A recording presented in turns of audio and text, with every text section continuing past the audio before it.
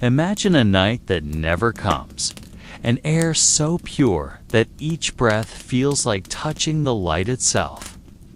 At the farthest north of the world, in a place that no longer appears on any map, there is said to be a land bathed in eternal dawn. They call it Hyperborea, the realm where time moves slowly and the sun never truly sets. There, the wind carries a voice like a gentle hymn from before the world turned cold. Perhaps you can close your eyes for a moment to imagine the golden light flowing across frozen mountains, hear the soft murmur of rivers reflecting the sky, and let your mind drift far north to the place spoken of only by ancient wanderers. No one knows exactly where that land lies, yet every legend begins with someone daring enough to imagine it. So let your thoughts wander slowly, following the wind toward the pole, where the sky hangs low and the world seems to wait to be remembered again. It is said that thousands of years before nations had names, before Egypt raised its pyramids, at the northern edge of the earth stood a vast land shining like frozen glass. They called it Hyperborea, the realm beyond the northern wind. Ancient Greek records described it as a paradise on earth, where the sun never set and humanity lived without disease or war. Yet sailors who sought it always vanished into the rolling white fog that rose from the cold sea. No one knew whether that fog was merely vapor from the polar waters or a thin veil guarded by ice gods, preventing mortals from entering their domain. Time there was said to move differently. Each day seemed as long as a season, and a single season could last a century. Amid that silence, mountains of ice rose like towers of stone, while in their valleys grew trees whose leaves glowed softly beneath the eternal sunlight. The people of Hyperborea lived among these wonders, building houses of crystal and marble that reflected the sky. There was no night, no shadow, only gentle light and a cold wind whispering of things even time was reluctant to remember.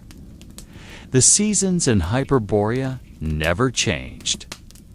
The sun hung low on the horizon, bathing the land in a soft golden light that never faded. The surrounding sea shimmered like liquid glass, reflecting thin clouds drifting slowly through almost windless air. The atmosphere was so pure that each breath felt like swallowing the coldness of time itself. There were no storms, no heavy rain, only dew settling on stones and leaves at every dawn that never truly ended. The people of Hyperborea lived in deep tranquility. They did not know hunger as other humans did, for their land was fertile, even beneath the thin snow that never melted. From blue roots growing beneath the frozen soil, they extracted a warm liquid that ancient travelers called the blood of the earth. It was said to be the source of their strength and longevity. Some myths claimed that the Hyperboreans lived for hundreds of years, and some never died at all. They simply faded slowly into mist under the eternal light. No loud voices echoed there. No cries, no war.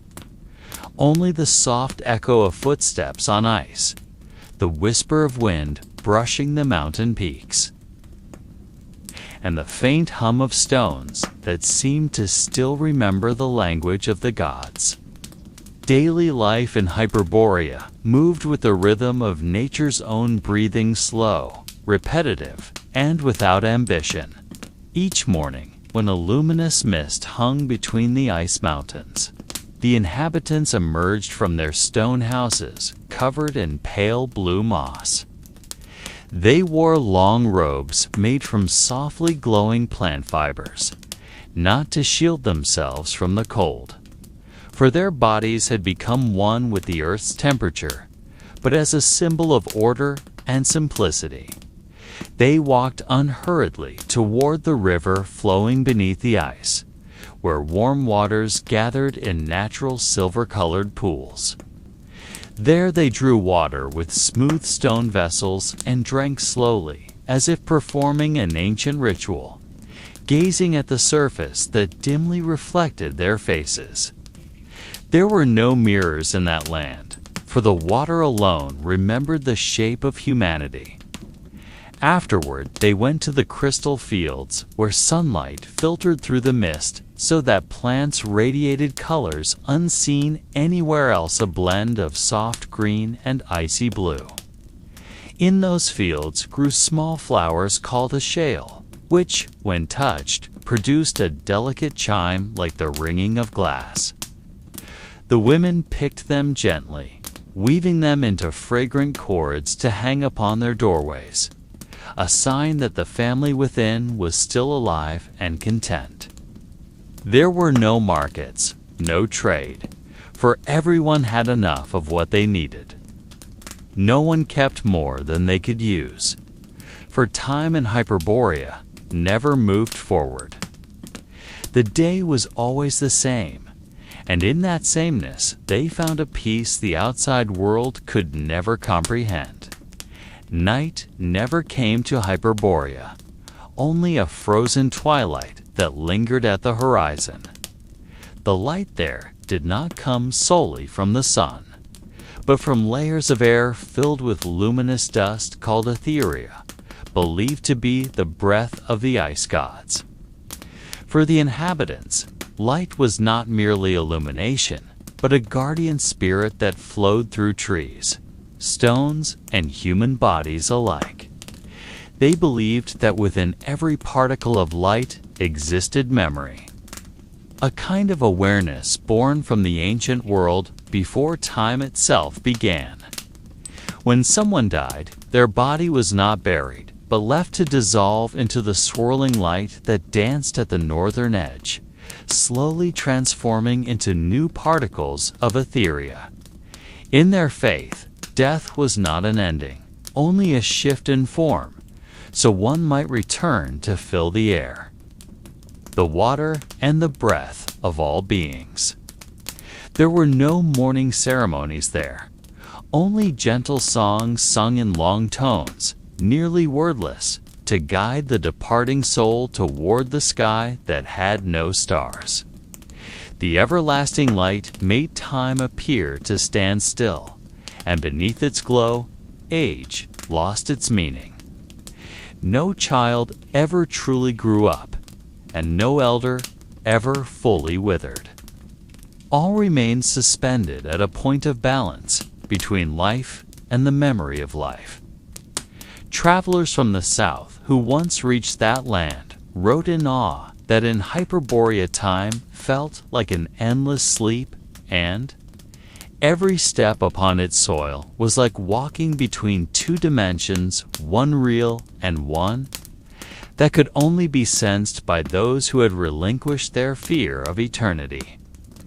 Amid the plains of eternal snow stood the main city of Hyperborea, called Thalirian, built from white crystal stone that glowed from within as though it held an undying light.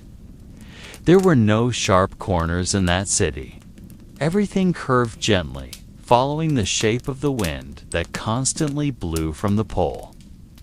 The walls of the buildings looked like living ice, shifting in hue from silver to pale blue when the mist descended. Every dwelling had no door, only arched openings leading directly to warm interiors, as if the air itself knew who was welcome and who was not. At the center of the city lay a great circle of stones known as the Ring of Memory, where the elders sat whenever the light began to fade. They closed their eyes, murmuring ancient words that no other humans could translate, then lit small flames that hovered in the air without any source of fire. It was said that within that circle, the memories of all who had ever lived in Hyperborea were preserved in the form of light, and each elder was merely a guardian of that glow. There were no books, no writings, only faint reflections on the walls, moving like water shadows. Visitors who had witnessed it described the experience as standing in the middle of a dream, where every shadow spoke without sound, and every glimmer carried a sadness with no known origin. In the sky of Thelyrian, silver birds drifted without flapping their wings, their bodies reflecting the soft amber tones of the eternal light. When night should have fallen, the birds descended to the highest tower and circled in silence, guarding something atop the city that no human had ever seen. Some said it was the first stone that fell from the sky, a seed of light that birthed the first life in the northern world. Others believed it was only the remnant of the god's dream left behind before creation began. No one truly knew. Only the soft voice of the wind continued to spiral among the towers, carrying echoes from a time untouched by the reach of ours. The people of Hyperborea knew nothing of work as it is understood today. They did not mine, plant, or hunt, for everything they needed seemed to exist in the very air they breathed.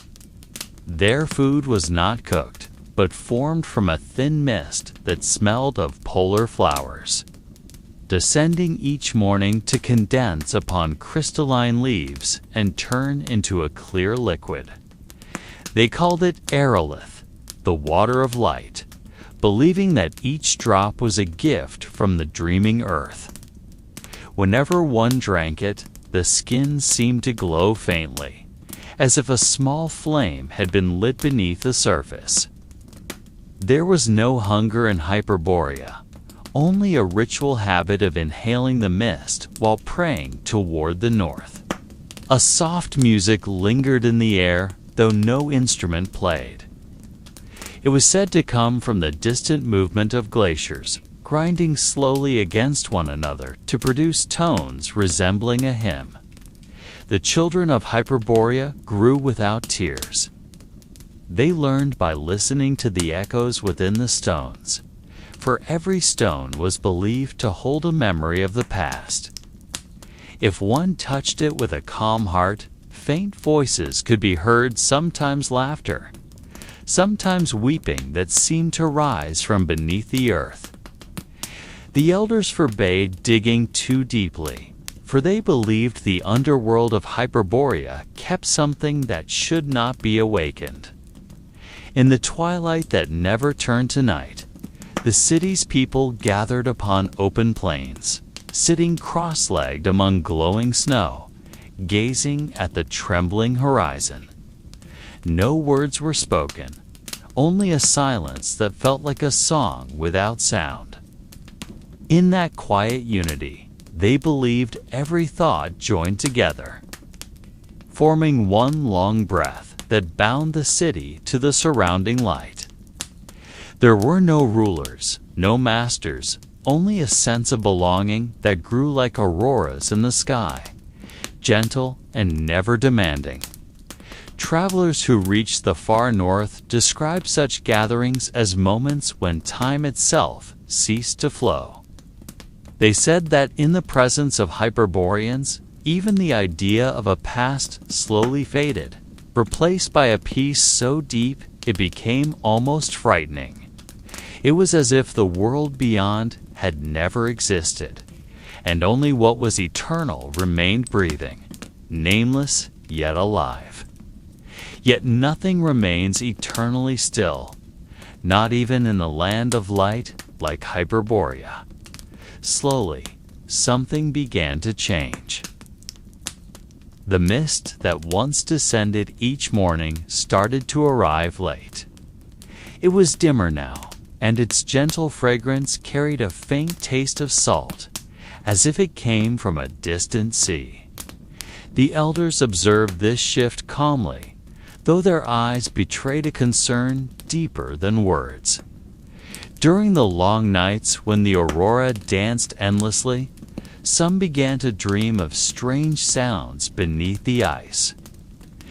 These were no longer the soft hymns of glaciers, but heavy tones that resembled the breathing of a creature asleep beneath their feet.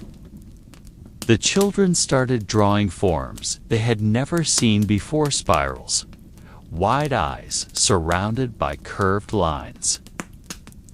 They said the shapes appeared in their minds whenever they stared into the thickening mist. In the crystal city, walls began to hum faintly, adjusting themselves to something unseen. On the 7th day of this change, the northern sky dimmed for the first time in its unrecorded history. Thin shadows appeared upon the snow, and for a people who had never known night, the arrival of shadows felt like a message from another world. The elders gathered in the great stone chamber, used only when the earth itself was said to speak. They sat around a massive crystal that pulsed gently at the room's center, the heart of the northern world. It was called. In silence, they felt the pulse weaken, then heard something that had never occurred before, a beat that stopped for a moment before resuming its rhythm. One whispered that perhaps the earth was dreaming of its own ending. No one replied, for words like that were believed to summon truth. So they chose to wait, as they always had, trusting that time was not an enemy, but a long breath at rest. Yet outside that chamber, the children kept drawing spirals, larger and larger, while the mist continued to fall, carrying the heavy scent of the sea.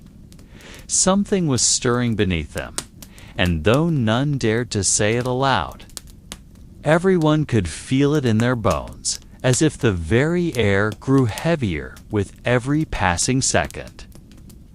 That day began as usual, with soft light piercing through thin clouds and reflecting pale hues across the snow. Nothing seemed different at first glance, yet deep beneath the earth, something was moving. The ground, frozen in silence for centuries, began to tremble faintly, barely noticeable to humans, but enough to make the crystals in the city walls hum softly. The vibration spread throughout Hyperborea, across valleys, frozen forests, and to the seldom visited northern coast, where the water always lay still, trapped in glass-like ice. A great beast, drinking at a lake's edge, suddenly paused, its eyes turning downward as if it heard something beyond comprehension. The ice on the surface rippled in perfect circles, like the breath of something trying to rise. In the main city, craftsmen shaping glowing stones stopped their work, for each strike of their hammers now produced a strange echo, deeper, as though resonating through a vast cavern beneath the ground.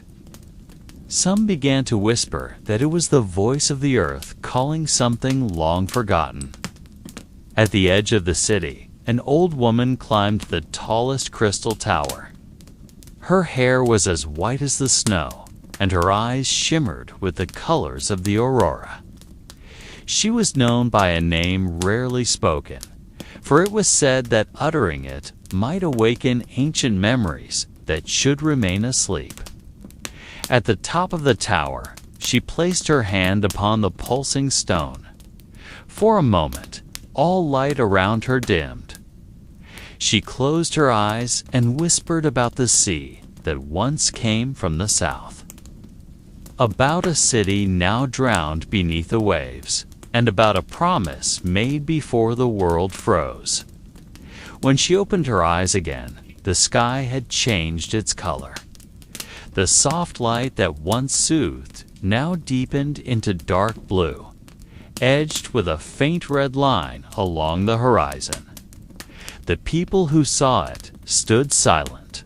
None knew its meaning, yet all felt the same chill in their chests, not from the air, but from something that touched their souls directly. Hours later, in the far eastern valley, the first crack appeared. Not large, but long enough to split through ancient layers of ice that had never before been broken. The sound was low, like a sigh released from the earth after a long sleep. From within the crack, warm vapor rose slowly, forming a thin mist that danced in the air. There was no fire, only a strange warmth carrying the scent of minerals and something like sea salt. Hunters nearby stopped in their tracks, staring at the fissure without daring to approach. They knew that the land of Hyperborea rarely changed, and when it did, something vast was waiting to be revealed. That night, though the sun never truly set upon their land, the light seemed unwilling to stay. The sky lost its brilliance, and the aurora turned into pale streaks, drifting sluggishly like weary spirits. Across the realm, a deeper silence settled. The animals stopped moving, and even the wind seemed to hold its breath. In the heart of the city, the old woman stood once more before the crystal heart of the earth, and this time its pulse was barely perceptible. She knew what was coming, something older than Hyperborea itself, something once sworn to eternal sleep, but now stirring again. In silence, she bowed her head and whispered into the still air that no world could live forever in light. For every radiance must someday call forth its own shadow. The fissure widened slowly but surely, slicing through layers of ice frozen for thousands of years. Its sound grew louder now, echoing through the valley and sending faint tremors to those standing far from its center. From the opening emerged shapes never before seen.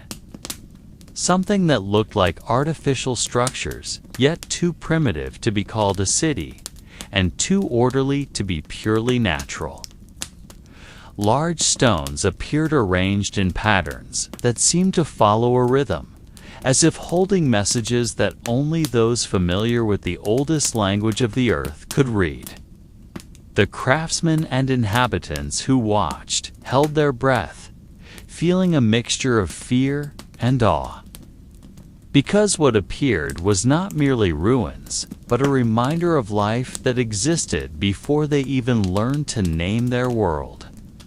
Around the fissure, warm vapor continued to rise, enveloping everything in a thin mist that shimmered as the crystal light pierced through. A strange scent mixed with the cold air, startling the nose yet awakening an irresistible curiosity. Animals that had been restless now stood still, staring at the crack as if understanding that something was being revealed that was not for them. Yet its presence compelled them to witness. Meanwhile, the old woman in the crystal tower closed her eyes again. Feeling the earth's pulse quicken, realizing that the secret hidden beneath the ice had a pull no one could resist, she knew that if humans were not careful, curiosity could be dangerous, for some ancient secrets were better left buried. As night approached and the aurora streaked the sky with gentle lines, the inhabitants began to gather at the fissure's edge. No one spoke. Their voices seemed swallowed by echoes emanating from the earth itself. From the base of the fissure, a shape resembling a small tower emerged, like a miniature pyramid, made of softly glowing stone and covered in thin layers of ice crystals. Symbols were carved into its surface, geometric patterns beyond their comprehension, and They felt as though they were seeing the language of a world before humans existed. Everyone who saw it felt something staring back, not with eyes, but with consciousness far older than human experience. A young man, ever curious, stepped closer, moving slowly toward the edge of the fissure. Each step triggered small tremors in the ground, as if the earth itself was gauging his courage. He leaned to touch one of the glowing stones, and the moment his finger brushed the crystalline surface, a brief flash of light pierced his eyes. He saw shadows of the past, prehistoric life walking in Hyperborea, creatures no longer existing, and early humans who had not yet known words or names, only understanding each other through motion and gaze. The experience was intense, yet not frightening. He felt peace, as if plunging into forgotten time and realizing that the world had once been vaster and quieter than they could have imagined. Night's mist enveloped the valley, and the fissure widened further, seemingly inviting witnesses into a world long asleep. Some began to feel warm breaths rising from its depths, not ordinary heat, but living energy, as if the earth itself breathed and spoke in an ancient language beyond translation. The old woman in the crystal tower bowed her head, sensing vibrations deeper than ever before, understanding that tonight would be a turning point for all of Hyperborea. No one knew whether the secrets revealed would bring blessing or calamity. Only the certainty remained that this ancient world long forgotten was slowly awakening from its long sleep, allowing light and shadow to mingle among ice, crystal, and northern aurora. As the night deepened, the aurora danced wilder across the Hyperborean sky, reflecting its soft light onto the cracked ice surface. The inhabitants began to realize that the fissure was not merely a physical split, but a kind of portal or window into a forgotten past. They saw faint shadows of life from thousands of years ago. Nameless early humans walking, gigantic animals moving slowly across the ice fields, and tall trees piercing the mist, older than the surrounding frozen stones. There was a profound silence, as if the world held its breath, waiting for them to understand that life in that era was far slower and more rhythmic than the modern world filled with noise.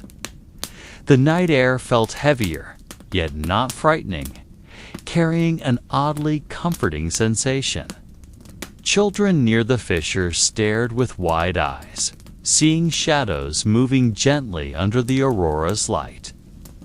No sound could be heard except for the rustle of wind passing through the crystals, as if the earth itself whispered softly, teaching an unwritten history, a language meant to be felt rather than heard.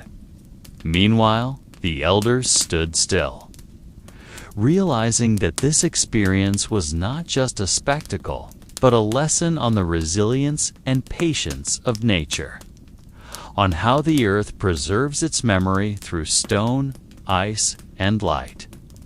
Some of the inhabitants tried to touch the crystal surfaces reflecting the aurora, hoping to feel the hidden ancient energy within. As their fingers touched the crystal, small flashes of light spread, revealing glimpses of past forms that could not be explained in words.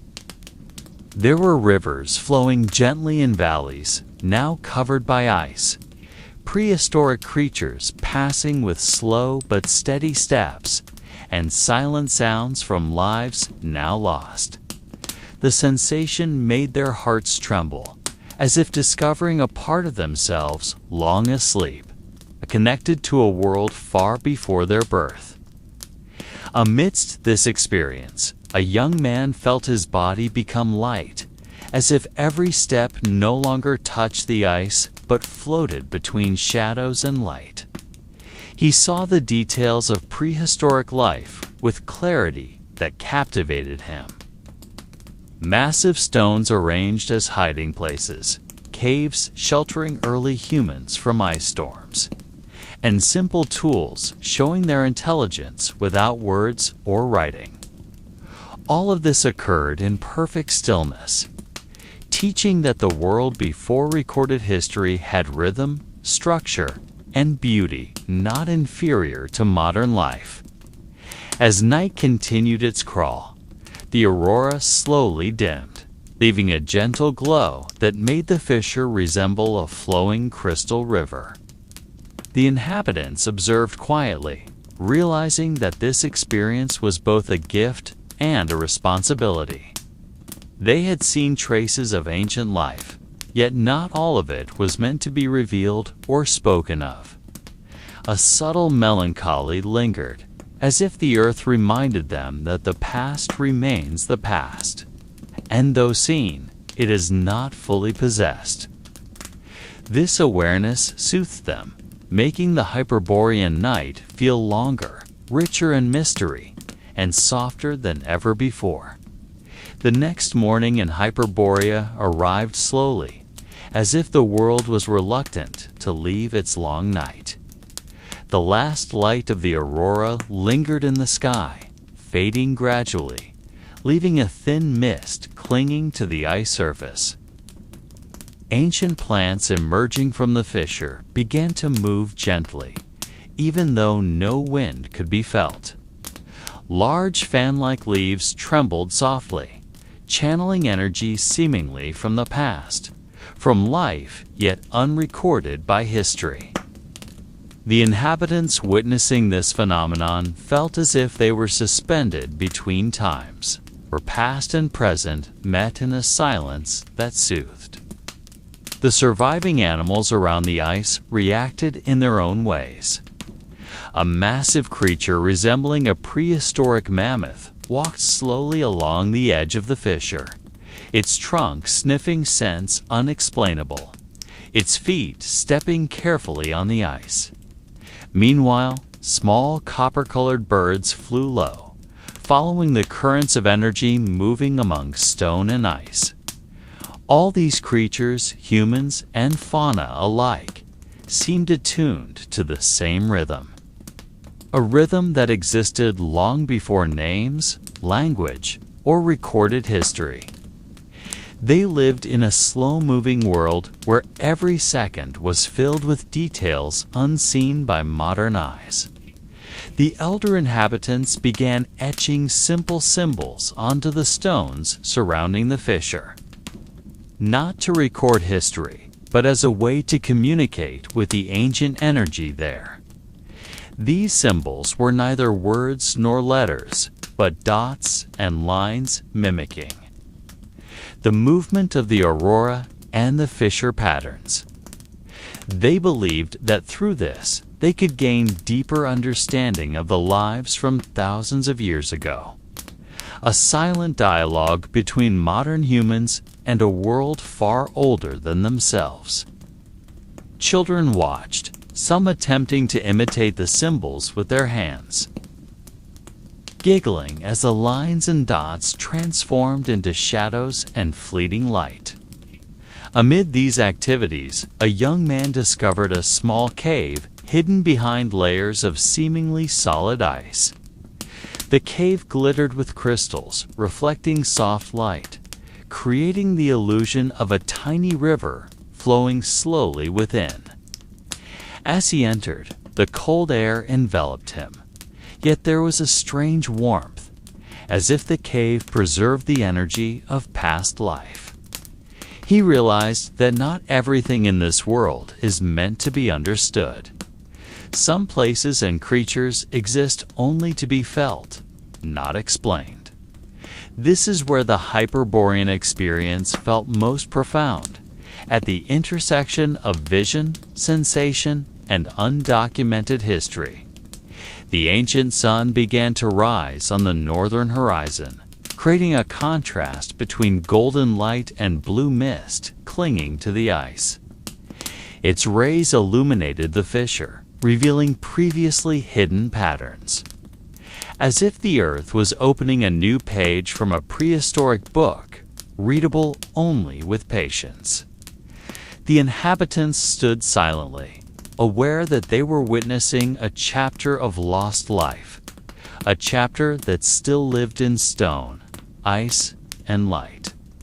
A gentle awe settled upon them, quiet, making Hyperborea feel closer, more tangible, yet simultaneously more mysterious.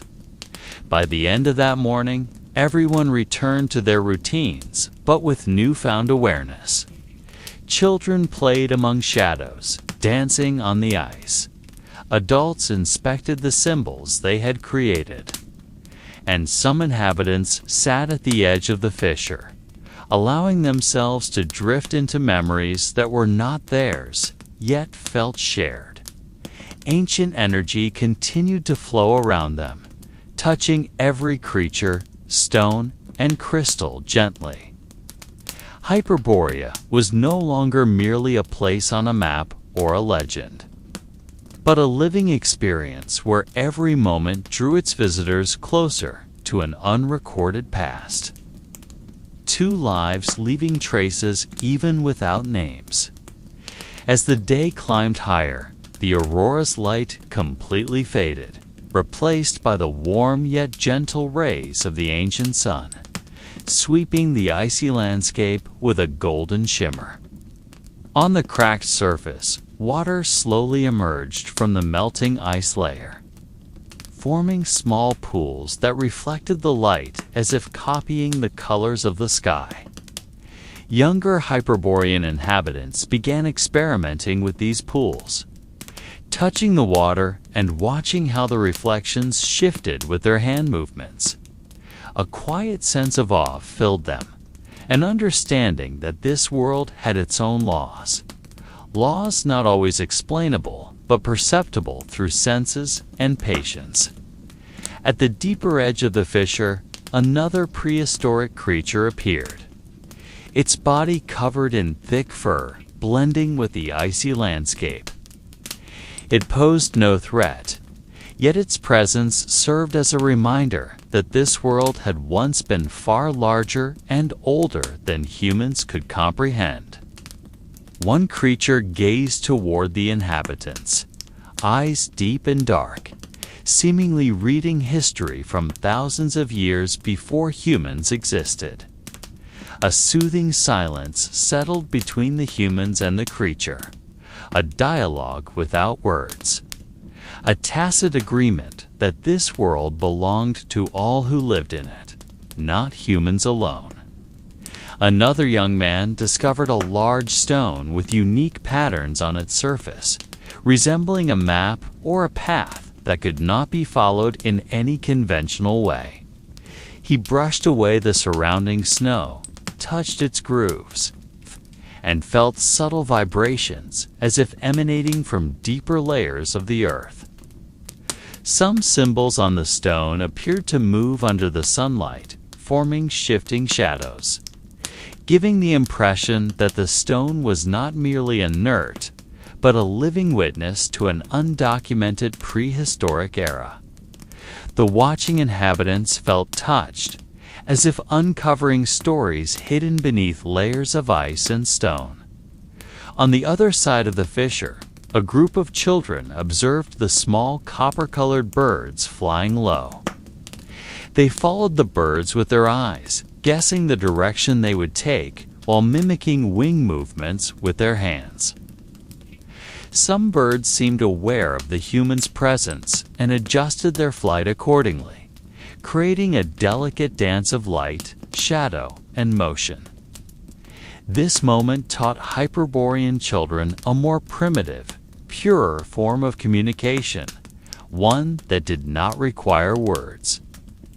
Meanwhile, adults gathered around the fissure to light small fires using stone and friction, an ancient method passed down through generations. The flames were modest, providing warmth and gentle light. Yet each spark and flicker seemed to dance with the lingering aurora energy in the air. These fires became focal points, symbols of human knowledge and mastery over nature, yet humble. Recognizing that humans were merely part of a far larger ecosystem. Throughout the following hours, the interplay between humans, prehistoric creatures, ice, and sunlight created an atmosphere both silent and meaningful. The Hyperboreans learned to read the shadow patterns on the ice, understanding the subtle language written by nature itself. They knew that not everything needed to be understood. Some things merely required observation, feeling, and appreciation. Their curiosity was wrapped in patience, and the world around them became a gentle teacher, guiding without demand, showing them the rhythms of life older than history. By the afternoon, a thin mist returned, enveloping the icy landscape, blurring the fissure's edges, and deepening every shadow with mystery. Prehistoric creatures retreated to their hiding places, while Hyperborean humans gazed at footprints in the snow, reminding themselves that every step leaves a trace, even if no one records it. There was a melancholic awareness that all living things, all that seemed real, would eventually vanish, yet their energy and traces remained, blending with earth, ice, and timeless light. Night never fully arrived in the land of Hyperborea. There were only moments when the light dimmed slightly, turning the sky a pale gray like coal that had almost gone cold. During those hours, the inhabitants gathered on the wide expanse of ice, forming a silent circle. There was no leader, no command, only a quiet agreement that had been passed down for centuries. They lit small torches, one for each family, and planted them into the frozen ground. The flames trembled softly under the gentle wind, their glow resembling stars sown upon the earth. In the center of the circle stood a great ring of stones, cold and uncarved, yet believed to hold the echo of the heavens. When the wind passed between the stones, a low hum could be heard, resonating in the chest, like the earth speaking from within itself. The elders said that the stones were keepers of memory. They believed that every sound of the wind passing through the gaps carried a story, and whoever listened with a calm heart could understand the unspoken. That night, a small child sat closest to the stones, closed his eyes, and tried to listen.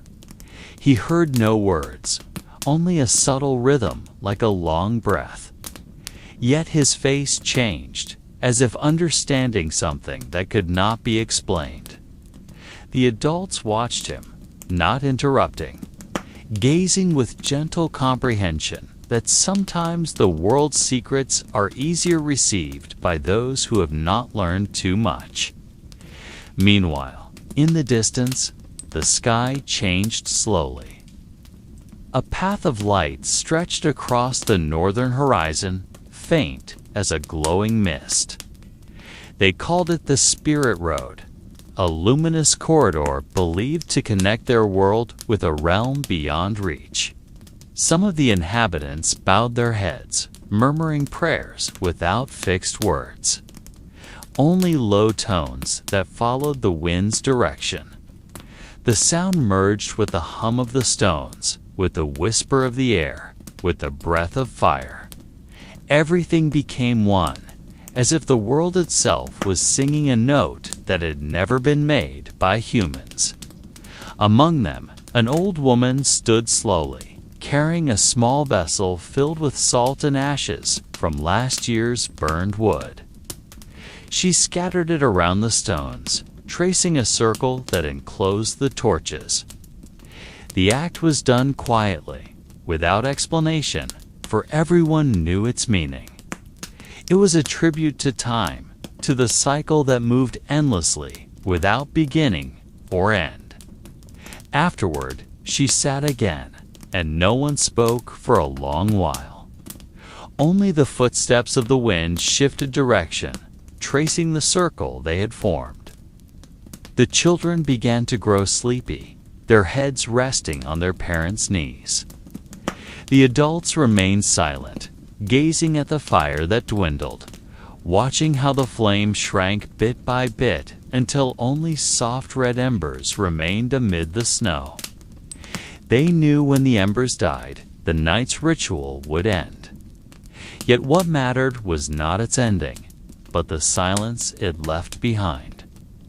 That silence bound them to one another, linking them to an unrecorded past and to a world that watched them back without a sound. When they rose to return home, the sky began changing again. A pale blue light appeared slowly from the northeast, signaling the arrival of dawn without darkness.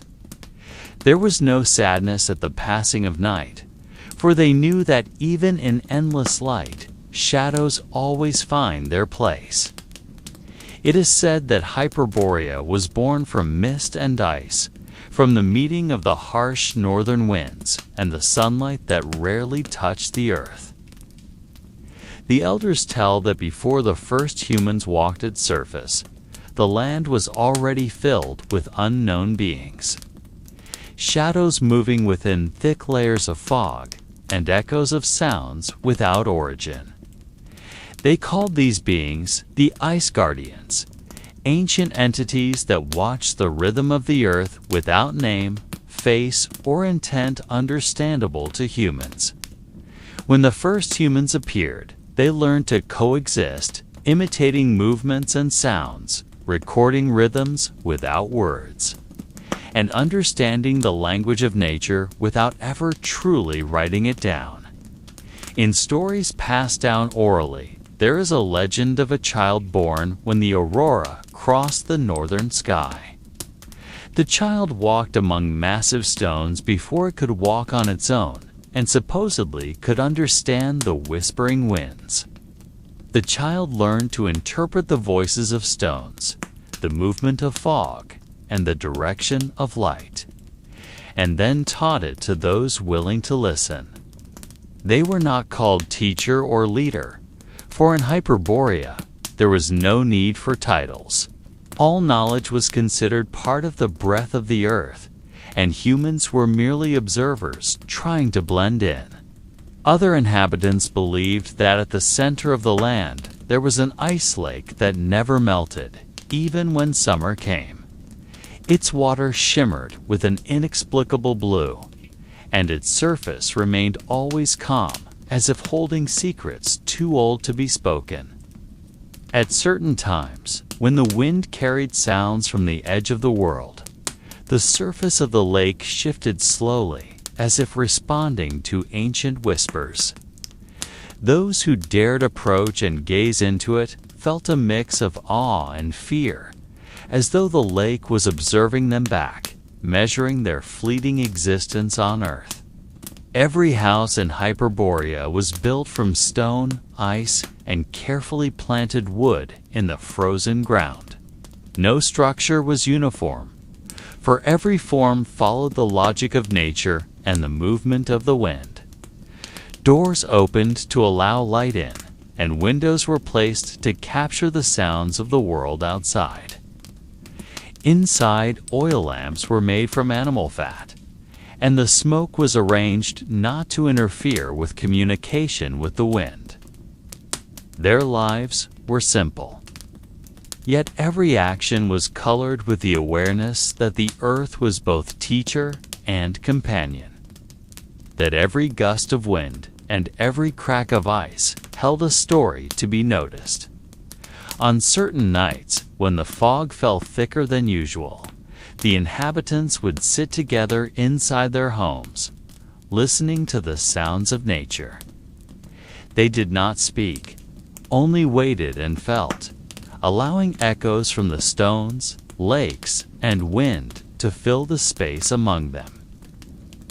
Children learn to close their eyes and listen, not with their ears, but with their entire body and heart.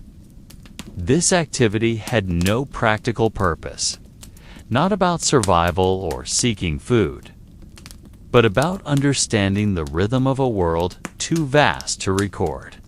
The elders say that anyone who manages to align with the rhythm of ice, stone, and wind will be able to remember what has long been lost civilizations submerged. Before history began, names never spoken, and voices even the gods have forgotten. Yet not everyone can hear, and not all who hear can understand. The most sensitive often spend time alone at top mountains or by lakes, waiting for echoes to arrive at the right moment. Thus, life in Hyperborea continued, unhurried, without clear demands. Only the flow of rhythm between light and mist, ice and stone, wind and water. Everyone lived with the awareness that they were part of something far greater, something impossible to fully comprehend, yet enough to make them feel safe and connected to the world moving around them. In Hyperborea, people believed that within the hidden ice caves far to the north lived ancient beings older than any human ever born in the world. These beings were said to have nearly transparent bodies, reflecting the aurora's light and absorbing all sounds coming from the wind or stones around them.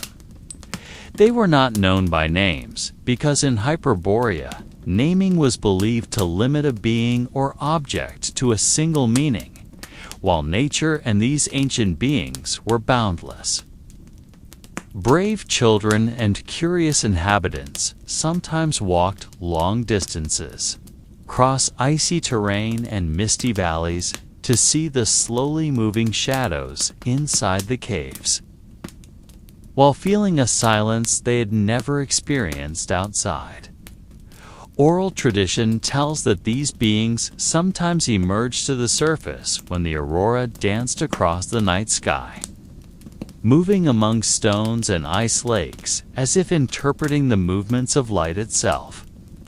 Those who saw them felt a mixture of awe and fear, for the beings seemed alive, yet were neither human nor animal, but something between the real world and an ancient shadow.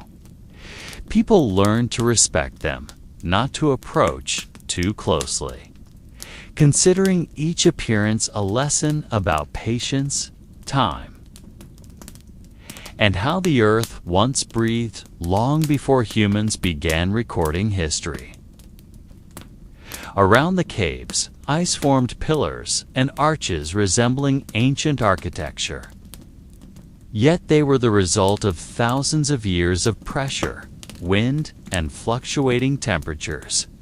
Each crack told its own story of moving ground, splitting stones, and wind-carrying mist from the distant northern seas.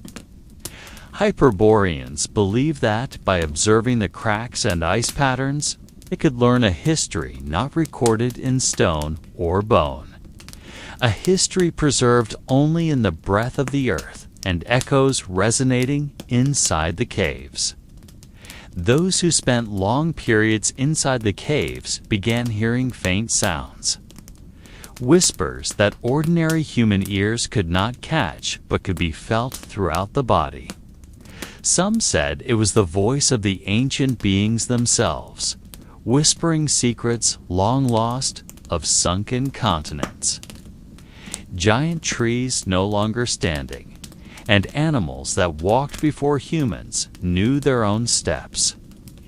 Not everyone could understand these whispers, but those who could felt connected to something far older than themselves, as if the world had been waiting for them to understand, even if only a little. In daily life, the Hyperboreans applied this knowledge in subtle ways. They decided when to hunt, when to wait, when to plant or harvest from nature based on intuition inherited from experiences with ancient beings and the rhythms of the earth. There were no writings, no commands, only continuous observation, learning from patterns of wind, colors of light, and movements of ice. In this way, they lived in a fragile yet harmonious symbiosis, aware that they were part of a world far wider and older than anything they could imagine.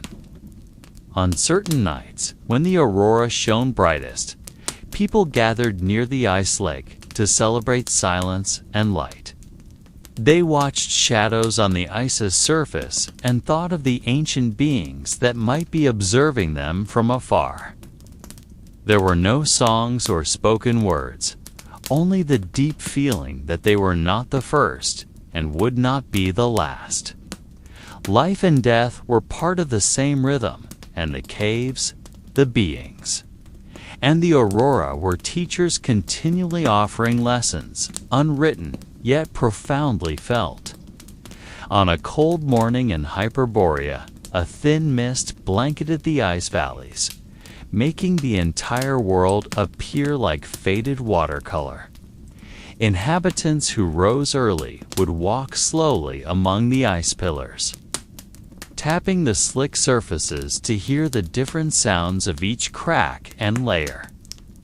The sounds did not always make sense to human ears. Sometimes they resembled trickling water far underground. Other times the sigh of wind embracing their bodies. Yet each sound carried information understood only through intuition and patience. The young were taught to feel the flow of energy from the ice, knowing when to step and when to stop, as if the ice itself granted permission for them to move. On the other side of the valley lay an ice lake, whose surface was so still that the Hyperborean sky was perfectly reflected above it. Some inhabitants believed that the lake's surface was a mirror of another world, a world older than themselves, where ancient beings moved freely, unseen by anyone. They would sit by the lake for hours, simply gazing and feeling the profound silence, letting their minds merge with the unwritten history. Occasionally, faint shadows would appear beneath the ice, not just fish or animals, but entities seemingly from a lost time, signaling that the world before humans was full of life that had never been recorded. The pattern of life in Hyperborea was very different from civilizations elsewhere on Earth. There were no large cities, number writing, only careful observation of nature and seasonal rhythms. People knew when winter would reach its peak, when the aurora would dance most beautifully, when large animals appeared in the ice forests, and when ancient trees would bear edible fruit. All of this was recorded in collective memory, shared through stories repeated at night. While children slept with their heads in their parents' laps, hearing gentle whispers about a world older than themselves. On certain nights, mist would cover the entire valley, hiding the ice pillars and the lake from view.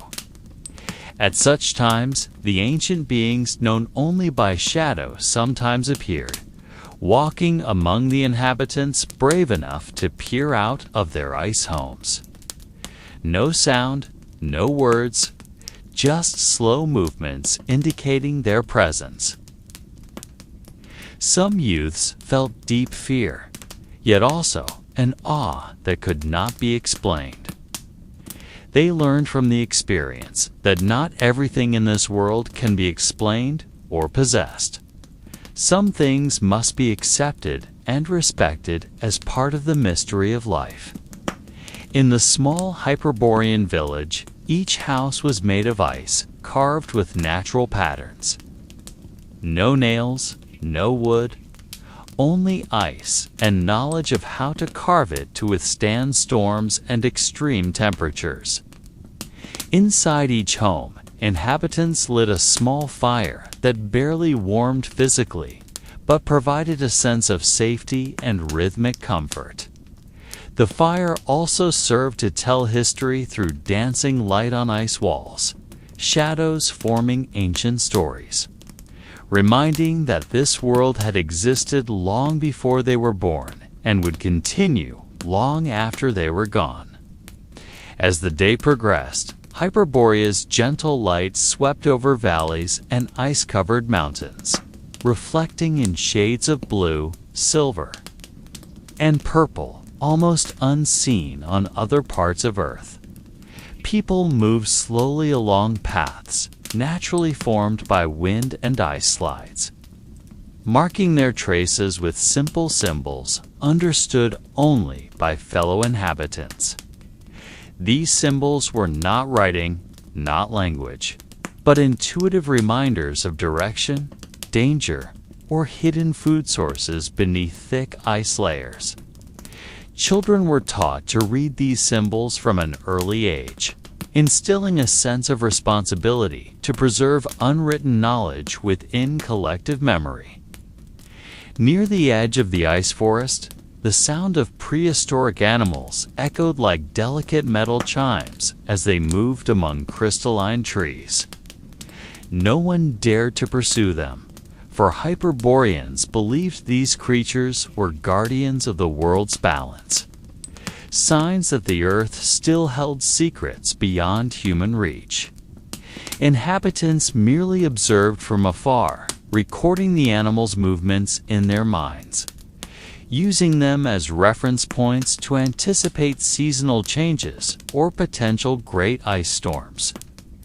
Such observations became a daily routine, as important as eating, sleeping, and keeping the fire burning in their ice homes. Meanwhile, in the deeper valleys, there were ice caves formed over thousands of years. The cave walls sparkled like crystal when touched by light, casting shadows that seemed alive. It was here that Hyperboreans occasionally discovered ancient objects' bones, stones and artifacts of unknown origin appearing as remnants of civilizations far older than themselves. These items were carefully preserved in special spaces, not for display, but as reminders that time in Hyperborea was not a straight line, but mysterious layers awaiting patient and respectful understanding. Inside the ice homes, elders sat weaving cloth from fibers of plants grown in specific valleys, while children learned to carve ice, creating figures and patterns that served as communication with the spirit world. This activity was not merely art, but spiritual practice. Each carving was considered a bridge between humans and ancient entities present in shadow, light, and natural sounds. The process required calmness, patience, and deep concentration, making those who practiced feel united with the Earth's rhythm itself. At night, the Hyperborean aurora danced across the sky, providing enough light to see without lighting a fire. Some young inhabitants went to the lake's edge to witness this phenomenon, standing silently while letting their minds wander far into times before they were born. The aurora was not just a light show. To them, it was a visual record of natural history, waves of energy documenting the movements of Earth, ice, water, and life that had once existed. They believed that by observing and feeling the aurora, they touched fragments of unwritable time, connecting with traces of lost life. The following morning, a thin mist covered the valleys and icy mountains, creating a landscape almost unreal, as if the world were suspended between dream and reality. Hyperboreans moved slowly, adjusting to the rhythm of nature that was never rushed. Some checked fish traps along the frozen river while listening to the water seeping through ice crevices, a sound resembling an ancient song. Every drop of water, every whisper of wind, was considered a message from an unrecorded past, a reminder that their existence was merely one layer in the Earth's long history. In the ice forest, prehistoric birds with silver feathers flew among crystalline trees, leaving traces of light that disappeared before human eyes could fully capture them. Children taught to observe these animals could read subtle changes in their flight patterns, predicting weather and possible dangers. This activity was not merely an exercise for eyes or mind, but a way of life passed down through generations, connecting them to a world far larger than words could express. In the deepest valleys, strange dripping sounds came from ice caves. Some believe these were echoes of prehistoric creatures that once lived on Earth, or whispers of ice gods guarding Hyperborea's secrets. Those brave enough to enter the caves had to step carefully, touch the ice walls, and read the traces left on the ground and stones. These traces were not just physical markers, but symbolic. They conveyed that time was not linear, that life from thousands of years ago remained alive in subtle resonance, continuously flowing through the earth, water, and air. In the ice villages, daily life moved slowly, as adults prepared tools from bone and stone for hunting or fishing, while children learned weaving and ice carving. These activities were not mere routines, but exercises in calmness and focus. Every slow movement of the hands, every measured breath, helped them remain aligned with nature, with the Earth's slower rhythm compared to the outside world. Even eating and drinking were ritualized, moments to unite with the ever-changing Earth and sky, receiving energy flowing from the aurora, ice, and wind. Night fell swiftly, bringing auroras that danced across the sky and cast seemingly living shadows across the ice. Hyperboreans gathered around small fires, lit more for mental and spiritual ritual than physical necessity. They communicated through gestures and symbols, sharing daily experiences and discoveries in valleys, caves, and rivers. These stories became living archives, passed from one generation to the next, preserving knowledge and mystery even without written records. They believed life in Hyperborea was a blend of the real and the divine, that every creature, every stone, and every gust of wind carried traces of a past older than words.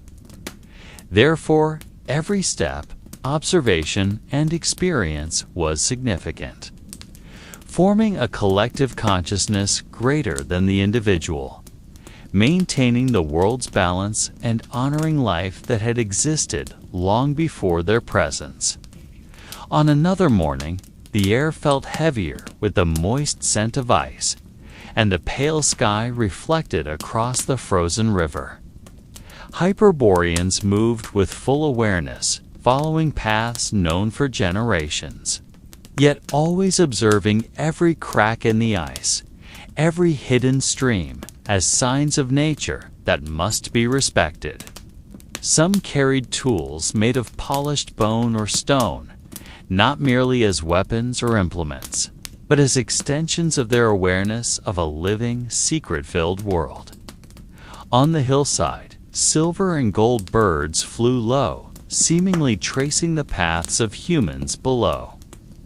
They read the birds' flight patterns, predicting wind direction, and interpreting omens that could bring weather changes or reveal hidden prehistoric creatures. This activity was not taught with words, but through example, repetition, and time, allowing the senses to merge with nature. Every movement, every breath, was part of a discipline that kept them attuned to a world larger than what the eye could see. In the distant ice forest, echoes from caves sounded like slowly flowing songs, evoking both calm and mystery. Those brave enough to approach the caves had to step carefully, listening to rhythms beyond explanation, sensing a presence older than humankind itself. Some believed these sounds were whispers of prehistoric beings or echoes of events that occurred before human history began, lingering in stone and ice. Meanwhile, in the villages, daily activities continued at a slow, deliberate pace. People prepared food from hunting and fishing, wove garments from fur and natural fibers, and carved symbols into stone and ice to record their life journeys. These activities were a form of meditation and observation, a way to remain connected to nature and to time that moved more slowly.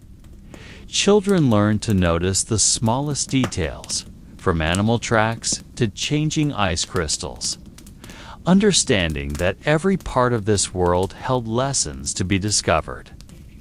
As night fell, the auroras danced across the sky again, casting unrecognizable shapes across the ice. They gathered around slowly burning fires, speaking in whispers and symbols, recounting the day's experiences, and interpreting signs found on paths, rivers, and caves. These stories became living archives stored in collective memory, allowing each generation to learn from the past without a single written word. In the quiet of night, they felt that life in Hyperborea was not only about survival or building, but also about understanding. The rhythm of a world far older than humans. Every step, every breath, was a form of reverence for ancient life and unseen natural forces, maintaining balance and continuing traditions that had existed since the dawn of time, before humans knew history or words. As the next dawn swept across the sky with gentle hues, the air carried an indescribable aroma, a mix of wet earth, slowly melting ice, and leaves buried under last season's snow. The inhabitants of Hyperborea moved with heightened awareness, feeling every touch of air on their skin, every vibration of the ground beneath their feet. Daily activities became rituals, where each step, each hand movement, was not just about survival, but also about understanding and honoring a world far older than themselves. On the frozen river, ice cracked at several points, revealing clear streams flowing beneath the surface.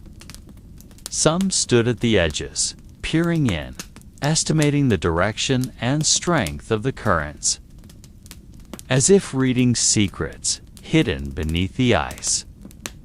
Meanwhile, children followed the faint footprints of prehistoric animals in the snow, learning to observe and interpret signs of nature without words, like a mantra passed down through generations.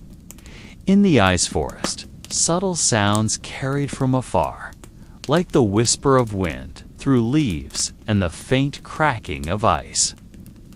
Those sensitive enough could feel the energy flowing from massive stones, towering trees, and hidden caves that had never been explored. Every movement became part of an unseen symphony of nature, where humans were only a small note in a greater harmony beyond full comprehension. As the day advanced, the low northern sunlight reflected off ice and snow, creating deceptive glimmers for both eyes and mind. Hyperboreans learned to distinguish illusion from reality, relying on experience and instinct. Activities like hunting, fishing, or gathering plants were done with patience and full attention. Each step considered to remain in harmony with nature's rhythm. On a hilltop, a young observer sat among large stones, gazing over the endless northern landscape. He observed wind patterns, sky colors, and the movement of distant animals. All these observations became part of an unwritten education, a way for the younger generation to understand a world older than history, filled with secrets and mysteries, yet unresolved. At night, the auroras danced again across the sky, casting shadows and shapes seemingly alive over the snow. They gathered around the fire, sharing experiences of the day through symbolic language and gestures, preserving knowledge gained from interaction with nature and the faint presence of prehistoric creatures. The storytelling was not mere entertainment, but a training of senses and awareness, keeping them connected to a world larger than themselves. In the stillness of night, faint echoes could be heard from afar, perhaps from caves or distant ice fissures, as if the world itself spoke in a language only understood by those fully present and attentive. The Hyperboreans understood that life was not merely survival, but harmonizing with the rhythms of earth and sky, maintaining a balance that had existed long before humans knew history or words. On the frozen morning, a thin mist covered valleys and frozen rivers, giving the impression of a world reborn each time one looked. The inhabitants of Hyperborea moved slowly, scanning the ice surface for traces of animals that might serve as food or merely signs of other life. Their daily activities were not mere routine, but a form of meditation where every step and movement of the body was synchronized with the wind's whispers, ice cracks, and the trickling water that emerged from the crevices of frozen stones. In another part of the valley, young inhabitants observed patterns of light filtering through gaps in icy trees. They learned to interpret the colors and intensity of light as markers of changing weather or signs of approaching danger. Occasionally, faint shadows appeared, perhaps from giant birds or other prehistoric creatures living hidden in the ice forest. Children watched wide-eyed, learning from animal movements and reading subtle changes in nature as their first lessons in caution and observation. In caves hidden on hillside slopes, ancient traces remained on stone walls. Faint depictions of creatures possibly long extinct told stories of life never recorded in history. Elders sometimes took children there, not to tell names or specific tales, but to let them feel the presence of an unknown past, cultivating the awareness that this world has layers that can only be sensed, not always explained. Meanwhile, some fished in rivers cracked by ice using techniques passed down through generations. Their movements were calm and measured, waiting for fish to emerge from hidden crevices beneath the frozen surface. This practice taught patience and precision, while maintaining a connection with the element of water, considered to have its own soul and memory. Every fish caught was not only food, but also a symbol of success in reading nature's signs and adapting to a world older than humankind.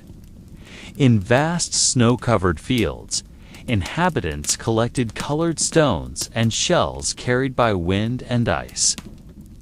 These stones were not just tools or protection, but also a means of interacting with natural energy. By arranging stones in specific patterns or placing shells in snow crevices, They created spaces that brought calm and focus, as if communicating without words with a world older than their generation. At dusk, the northern sky turned red and purple, enveloping the valley in deep silence. The Hyperboreans sat on cliff edges or near caves, gazing at the endless horizon, listening to the wind's whispers and the trickling of slowly melting water.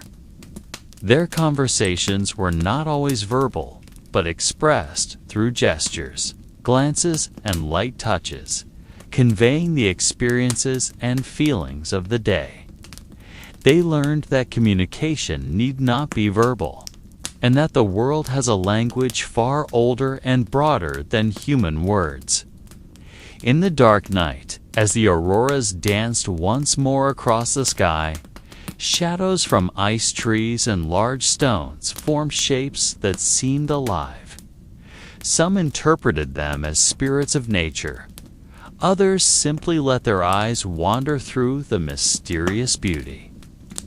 All agreed, however, that silence, observation, and full awareness were their ways to stay connected with Hyperborea, a world rich in secrets where humans are only a small part of the infinite vastness of nature. As the new morning rose from the northern horizon, the mist covering the valley began to thin, revealing large stone formations and the cracked ice surface beneath the first sunlight. The Hyperboreans moved slowly toward the highlands to observe the changes around them. They studied the patterns of ice cracks and wind direction as a way to read the world, interpreting every detail as a subtle but important message from nature. Occasionally, distant rumblings could be heard, perhaps ice-breaking or prehistoric creatures moving, yet they remained calm, allowing nature to speak in its own way without hurrying to interpret it. Some young inhabitants carefully descended into the valley, examining traces of ancient animals that might still be alive. Every footprint in the snow became a clue, a narrative that had to be translated with patience and precision. They learned that the world does not provide direct answers, but offers the observer a chance to dive into mysteries with full sensitivity. Even seemingly ordinary objects, like oddly shaped stones or naturally arranged branches, could become mirrors for the mind to imagine untold histories. In the deeper ice caves, crystals cast a soft light when illuminated by the sun, creating an atmosphere that seemed to tell a story of endless time. Elders took the youth to see and feel the energy radiating from the cave walls, not as a told legend, but as an experience teaching them about different layers of reality. Every step inside the cave had to be careful, every breath measured, and every glance directed to capture the hidden beauty behind the silence.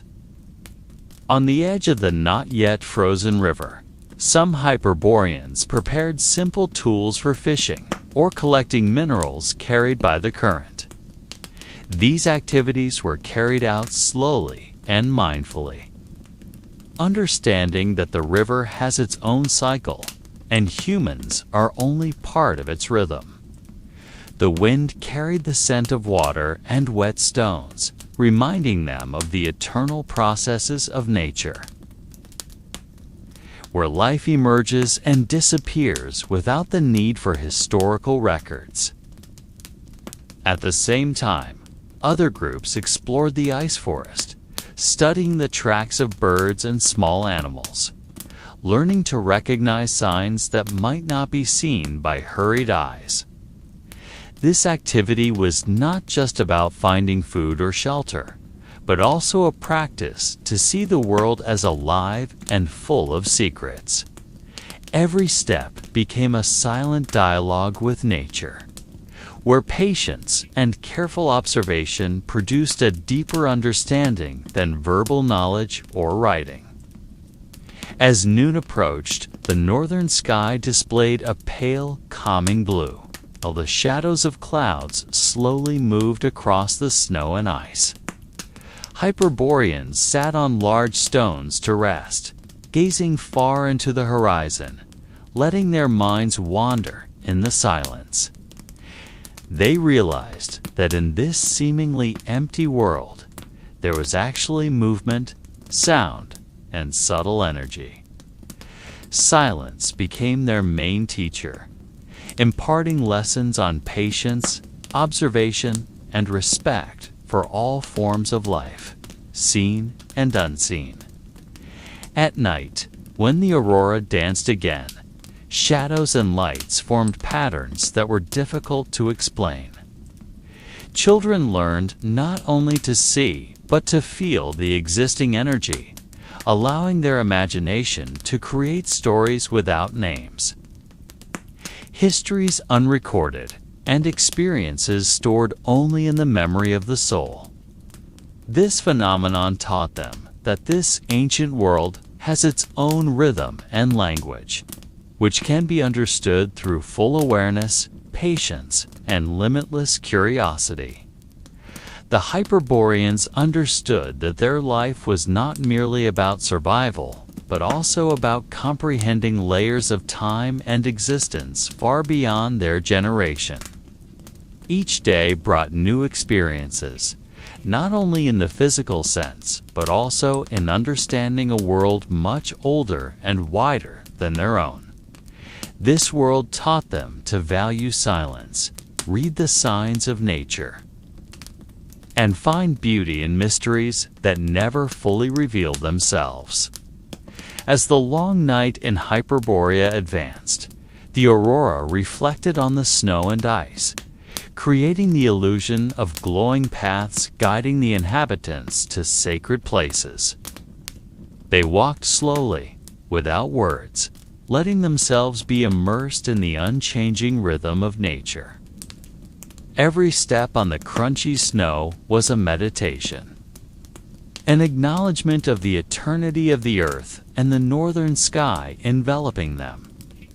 Around the ice caves, light penetrated cracks in the stones, forming shadows that seemed alive, like markers of ancient time, whispering for them to remember and honor all that had passed. Young inhabitants were guided by elders to study the patterns of light and shadow, not merely as physical exercises, but as a way to read the world with subtler senses. They learned that silence is the best teacher, and this world holds information that can only be perceived through patience and unobtrusive observation. Occasionally, they found fossils of prehistoric animals embedded in ice or stone, and not merely as inert objects, but as narratives urging them to imagine life long gone. On the surface of a not yet frozen lake, some Hyperboreans perform simple rituals to honor the water that gives life. Water became a symbol of nature's cycles, an awareness of life and death, and a reminder that they were only small parts of a much larger cycle. The trickling sound of water seeping through ice became a soothing music, accompanying their reflections on a world that existed before humans, before words, before recorded history. Meanwhile, other groups climbed ice cliffs in search of rare minerals and stones believed to possess special energy. This activity was done unhurriedly, each stone examined carefully, every track and crack in the cliff memorized, not written on paper or tablets. They believed that nature holds answers in the simplest forms, and careful observation is the only way to understand the hidden messages in every surface, corner, and crevice of the earth. In the dense ice forest, the snow-covered tree shadows appeared as living paintings. The Hyperboreans approached these areas with reverence, touching tree bark, observing bird nests, and small animal tracks.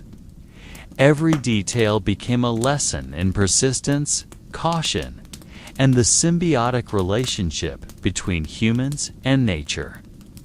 They realized that in this ancient world, no action is entirely meaningless. Every movement and decision resonates with the fragile yet powerful balance of nature.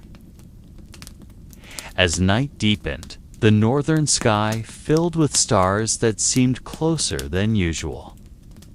Children and elders gathered on high plains, watching the stars and learning to trace their patterns and movements. This was not merely astronomy, but a lesson about time, change, and the infiniteness of the world. They developed a calm and reflective imagination, allowing themselves to feel that each star is a witness to long-past life and unsolved mysteries. In the stillness of the night, the sounds of wind and shifting ice became a wordless narrative. The Hyperboreans learned to listen and absorb every note, knowing that this ancient world speaks through natural phenomena, not human language. They understood that the rhythm of nature is far longer and greater than their own existence, and that calmness is the best way to merge with the countless spans of time and space. They also realized that daily interactions, like lighting a fire to warm themselves, carried a deeper ritual meaning. Fire was not only a source of heat, but also a symbol of life, memory, and the ability to illuminate darkness. Every flicker of flame dancing in the ice cave was a reminder that these ancient humans, though small and mortal, played a role in the eternal web of THO. A web of life, and every simple action could be a prayer or a message for unrecorded time. In the vast ice plains, several massive creatures moved slowly, leaving deep impressions in the untouched snow. The Hyperboreans observed them with respect and awe, realizing that this world did not belong solely to humans, but also to beings far older and larger than themselves. These tracks became an unwritten map, guiding them to understand directions, seasons, and natural changes that had occurred long before their birth. Occasionally, these animals appeared on the horizon with graceful, silent movements, as if dancing to the rhythm of the sky and wind. Children were invited to observe each motion, learning to read the body language of these ancient beings. For communication was not only through words, but also through patterns and cycles of nature. Behind the towering ice mountains, a deep rumbling could be heard, not from humans, but from the earth itself. The Hyperboreans listened attentively, considering every echo a story the natural world was telling them. The sound reminded them that although they lived in silence and simplicity, this ancient world was always moving and speaking in ways words could not reach.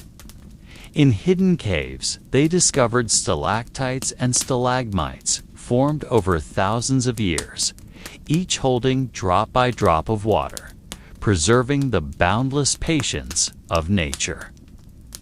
Sometimes they found stone artifacts resembling symbols or geometric shapes, remnants of civilizations that might have existed before them. No one knew who made them or their purpose, but the objects were still revered and observed with awe. The Hyperboreans believed that every trace of the past, however faint, was a lesson about the continuity of life, the importance of precision, patience, and respect for the forces of nature far greater than humans. When the ancient sun rose over the northern horizon, Its gentle light pierced through snow crevices, creating ever-changing patterns. The Hyperboreans learned to read the shadows, colors, and shapes of the light as indicators of time and season, a system only understandable through calmness and continuous observation. They realized that nature spoke in a subtle and complex language, and only those willing to wait and pay attention could comprehend it. In the silent night, the sound of the wind in the valleys and the trickling of ice on lakes became soothing music, guiding their minds toward deeper reflection. They understood that their lives were small compared to the age of the earth, yet every action, every attention to detail, gave meaning and continuity within this vast and mysterious world. They slept peacefully, knowing they were part of an eternal cycle, and that every star, gust of wind, and trace of ancient creatures witnessed a journey of life that never ceased. On the edge of the vast frozen lake, the Hyperboreans gathered to observe rare light phenomena, when the low sun reflected on ice crystals, creating a shimmer that seemed alive, dancing on the calm surface. This activity was not merely for amusement, but part of learning about nature's rhythms, for every beam of light passing through the ice carried information about temperature, wind direction, and even signs of upcoming weather changes. They carefully recorded these patterns, drawing symbols on stones or soil as reminders, not formal writing, but a way to merge with a constantly moving and changing nature. Children learned from these observations, realizing that this ancient world spoke through details often overlooked by adults. When the northern wind blew stronger, the soft crackle of ice crystals sounded as if the earth were conversing with them. They stood in silence, feeling the rhythm of nature, calming, yet reminding them that humans are merely a small part of the cosmic harmony. A mixture of awe and reverence filled them, not paralyzing fear, but an awareness of the mysteries that have surrounded life since the beginning. At night, the shadows of mountains and ice, illuminated by starlight, created a landscape that seemed alive. The Hyperboreans carefully traversed the valleys, observing every crack, every sound of water, freezing or flowing. They knew that in silence and meticulous observation lay knowledge far greater than what could be perceived quickly. Every step was a lesson in patience, precision, and understanding of a world far larger than themselves. Sometimes they spotted ancient animals moving in the distance, piercing the mist or thin snow, adding uncertainty and surprise to each day. These creatures were not merely to be watched, but served as teachers guiding the Hyperboreans in understanding life patterns, survival strategies, and even the symbolism hidden in footprints and movements. Children were introduced to these movements early, trained to read not only physical forms, but also the rhythm and behavior patterns, instilling respect and vigilance from a young age. Daily life in Hyperborea was inseparable from observation, contemplation, and tranquility. They knew that this seemingly quiet world was always full of subtle communication that could be interpreted with patience and attention. Long northern nights were spent in meditation and silent dialogue with nature, learning to recognize the sounds of ice, wind, and animals, forming a part of a cosmic symphony. Their lives were simple, yet meaningful, for every daily experience, every small observation added layers of understanding about an ancient world that continued, to move and speak in a language understood only by those willing to listen. As night enveloped Hyperborea, the auroras began to dance in the northern sky. Green, blue, and purple lights moving slowly, as if composing a story readable only by those who remained still and observant. The Hyperboreans gathered atop ice hills for their nightly ritual, not to worship a particular deity, but to merge with the rhythms of nature and the sky, feeling the pulse of the earth and the waves of light passing overhead. They sat in a circle, letting their eyes adjust to the darkness, swallowing the thick silence so that every breath sounded like part of a cosmic symphony. During this ritual, they learned to read the hidden signs within the auroras, observing changes in color, intensity, and emerging patterns. Every shift was considered meaningful, perhaps a message from ancient times left upon the earth, or perhaps simply a lesson about beauty that words could never fully explain. Children participating in the ritual were taught not to rush interpretation, but to allow the experience to instill awe and awareness of the universe's scale, far larger than their daily lives. Their hands touched cold stones, frost-covered soil, or frozen water, as if seeking a physical connection to a world older than human memory. They understood that every element touched carried its own history, the traces of creatures long gone and the ceaseless energy of nature. In silence, the wind whispering through ice crevices sounded like guidance, teaching patience, meticulousness, and respect for a time that could not be measured by clocks or calendars. As the aurora moved and transformed, the Hyperboreans concluded the ritual sitting quietly, letting themselves drift within the rhythm of light, air, and earth.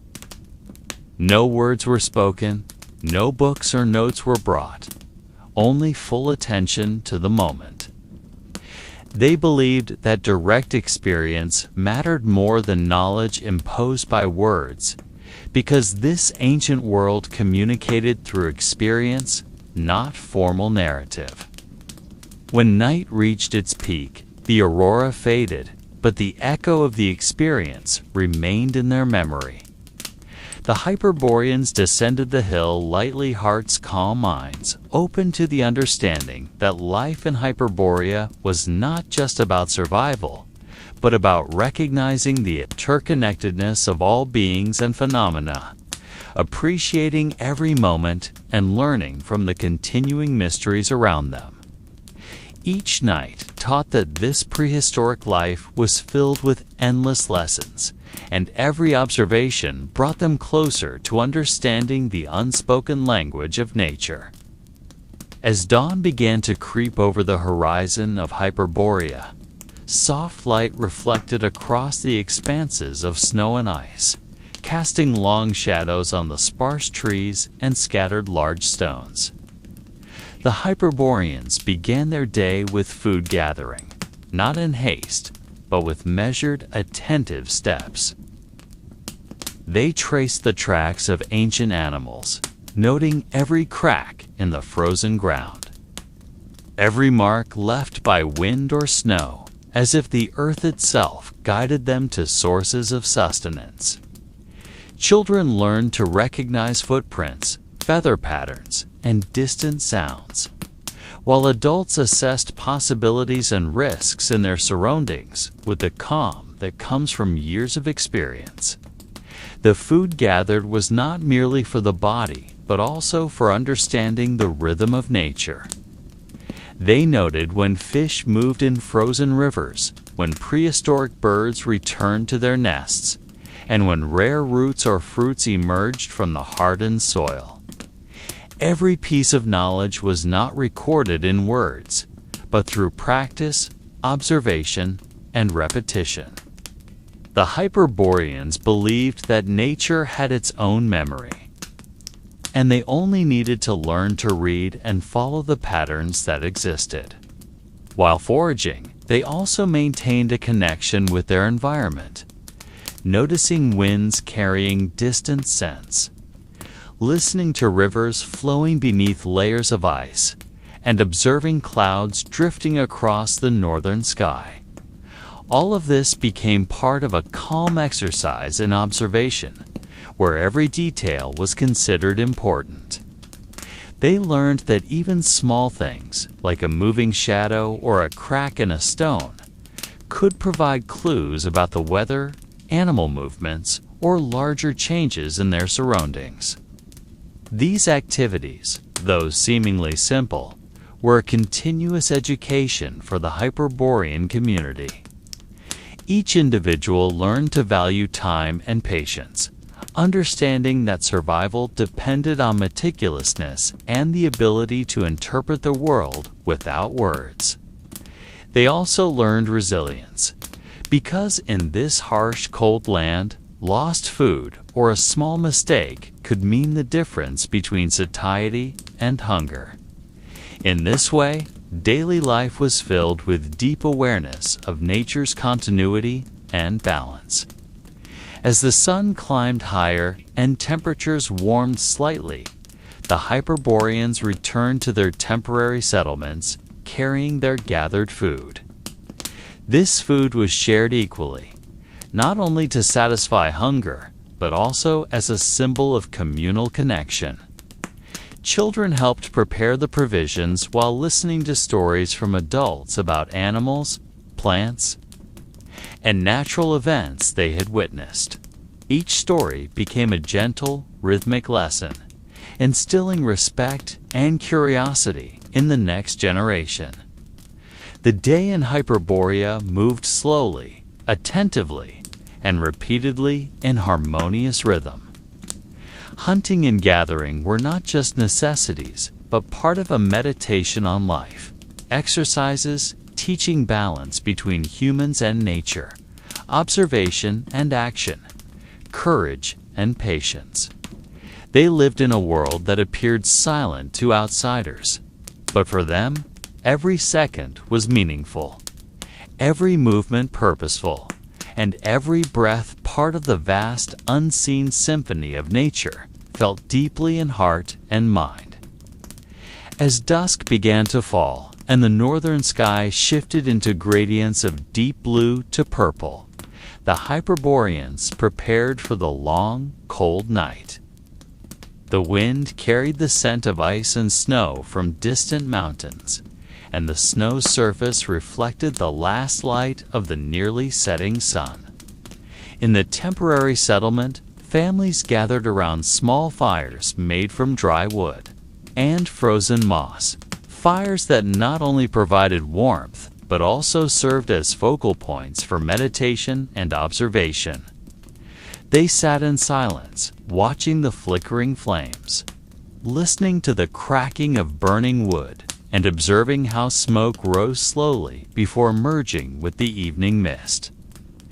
Children learned from adults how to read nature as signs, how the wind blew through stone crevices, how animals hid when storms approached, and how freshly fallen snow could reveal the tracks of other creatures. These activities, though simple, became deep exercises in awareness, teaching them calmness, precision, and the connection between humans and their environment. Outside the settlement, the Hyperborean landscape appeared silent, almost like a frozen world waiting to tell its story. Every remaining shadow and light formed shapes and patterns that seemed to hold stories of their own. Stories of creatures that had passed, storms that shaped the earth, and time that moved slowly. The Hyperboreans understood that the night carried secrets, and these secrets did not always need answers. With calm eyes and open hearts, they accepted every change of light and sound as part of a continuous lesson. Preparation for sleep was not just about rest, but also about calming the mind and ensuring safety in a harsh, cold world.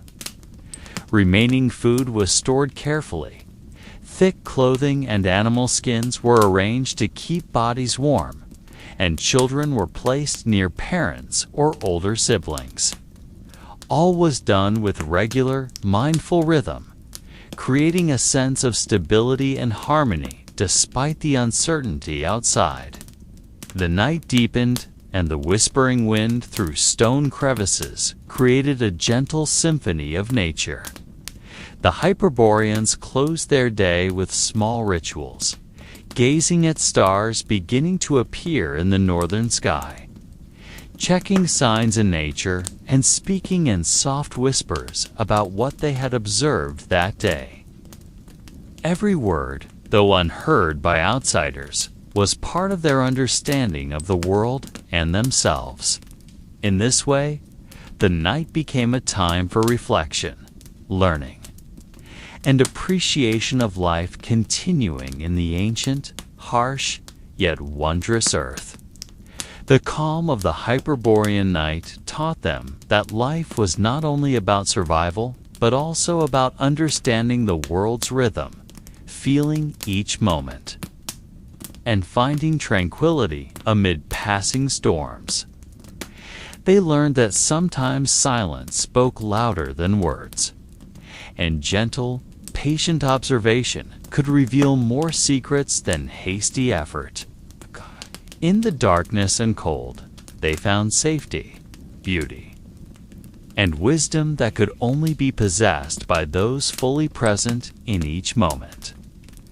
The night grew deeper, and the snow-laden wind began to roar outside the settlement, enveloping everything in rapidly moving, chaotic white particles.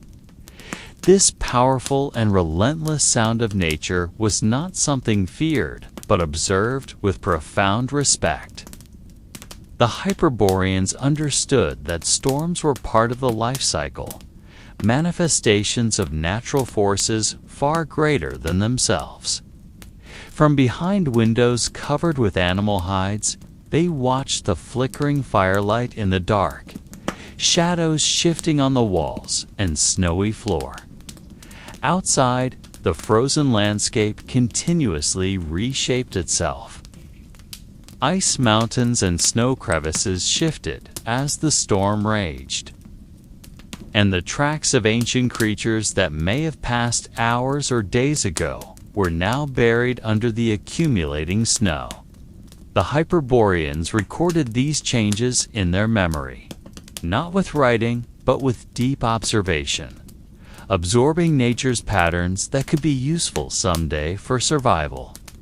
For them, nature was a teacher that never erred, and every sign, scent, and sound carried meaning deeper than what appeared on the surface. Inside the main settlement space, families huddled closer, the fire serving as a focal point for physical and spiritual warmth. They shared stories of the day, not ordinary tales, but reflections on natural phenomena, animal tracks, nighttime bird calls, and light reflecting off the snow.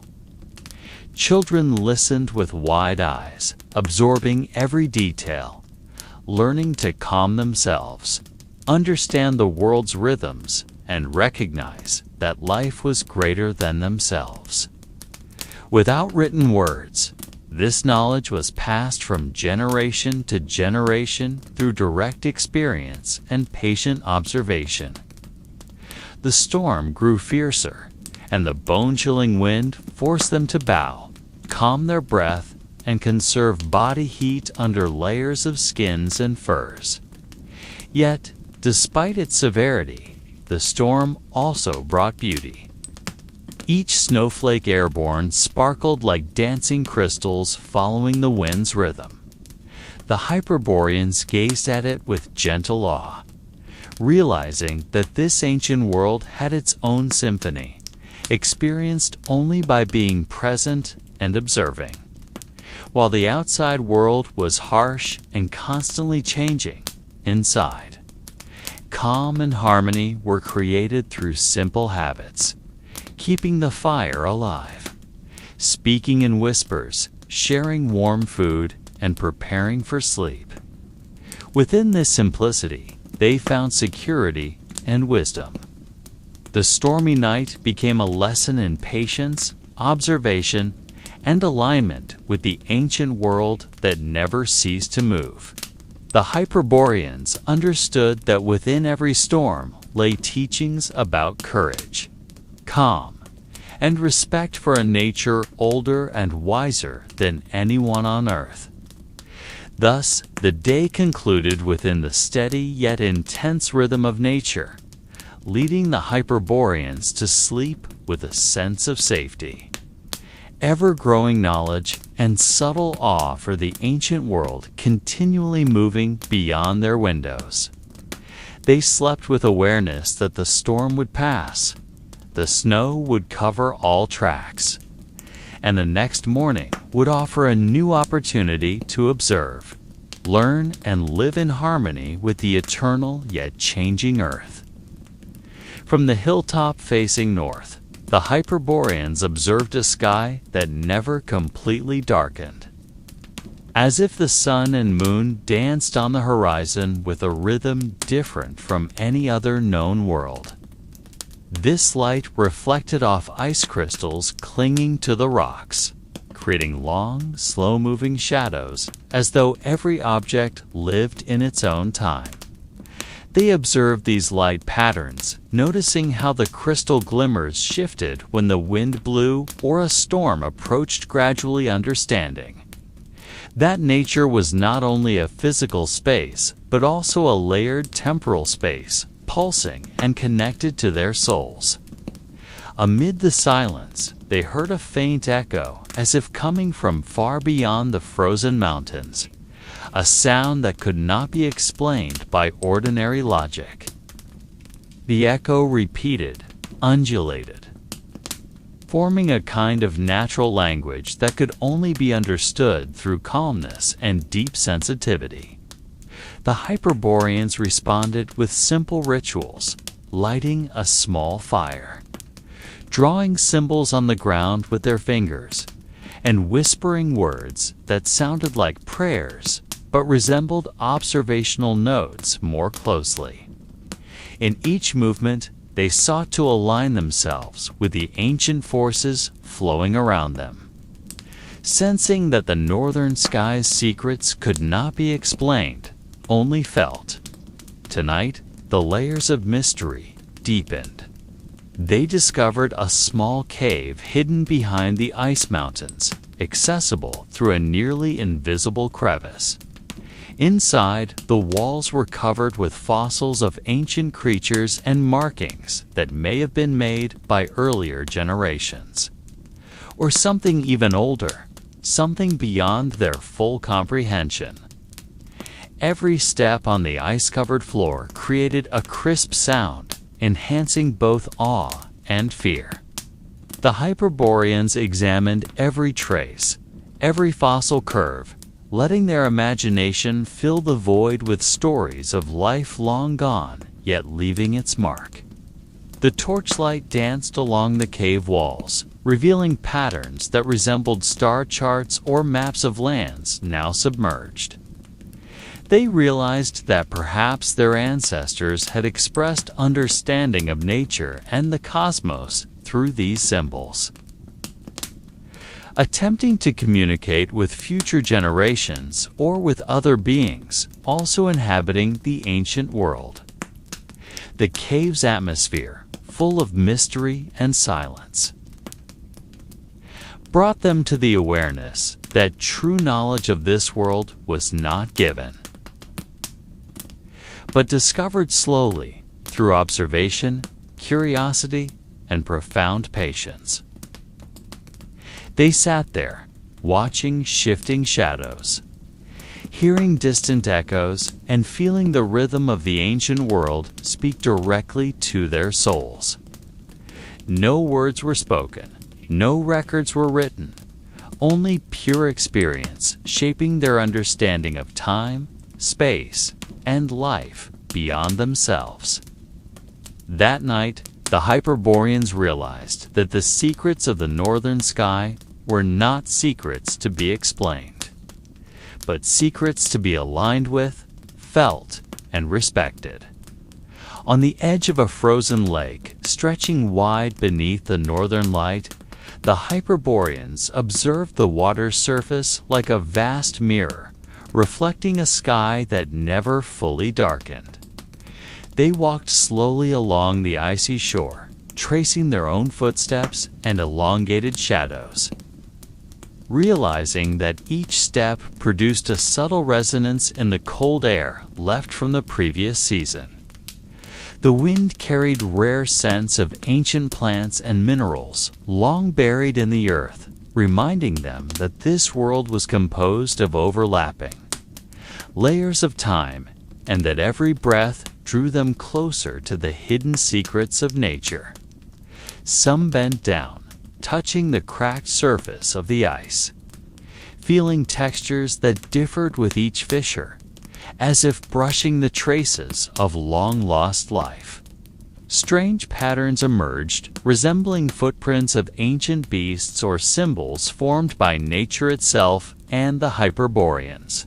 To memorize them, understanding that every shape, every cave was part of the unheard language of the world, one that could only be felt. They began to perceive that their existence was but a small layer of a much larger reality, where early humans were mere witnesses to the play of light, shadow, and eternal time. They sat upon a large rock jutting into the lake, letting their eyes follow the movement of water and the reflection of the sky. The soft sound of cracking ice and trickling water penetrating the fissures brought awareness that nature spoke in a simple yet meaningful language, a language only understood through calmness and acceptance. That night, they spoke no words. They merged with the silence and the waves of light dancing across the ice, realizing that the greatest mystery was not something to solve, but something to honor and experience. As the night wind blew stronger, they felt an energy flowing from the lake into their bodies, as if the natural world whispered secrets beyond words. The sensation was gentle, yet penetrated to the core of their consciousness, evoking an indescribable awe. The Hyperboreans closed their eyes briefly, allowing the experience to form a connection between themselves, the sky and the earth, understanding that in every quiet moment, prehistoric life persisted, unseen, unheard by the modern world. Night deepened, yet the northern light continued to glow, giving them a sense of safety despite being in a silent and mysterious world. They knew the secrets they felt that night were part of the long journey of early humans, part of a story unwritten, and that each step, each touch, each observation was a link between the past and an unborn future. Slowly, they stood, gazing at the endless horizon, comprehending that life was part of a vast game larger than themselves. A game that could only be lived with a calm heart and an open mind. On the peak of a northern cliff, the Hyperboreans observed the sea of clouds stretching beneath them, white and glistening, moving slowly like solid waves of frozen light. From this height, they could sense how this ancient world was layered and overlapping. Every stone, every valley, every frozen river held traces of life, unheard stories not written by history, yet still existing, embedded in the structure of the earth and air. They inhaled the cold air, carrying scents of wet soil, ice, and distant sea salt, realizing that every breath was a journey through time, connecting the present with a nameless past. In the silence, they began to feel whispers of nature guiding them toward a deeper understanding of mystery. Shadows of ancient trees and long cracks in the stone became a language readable by calm minds.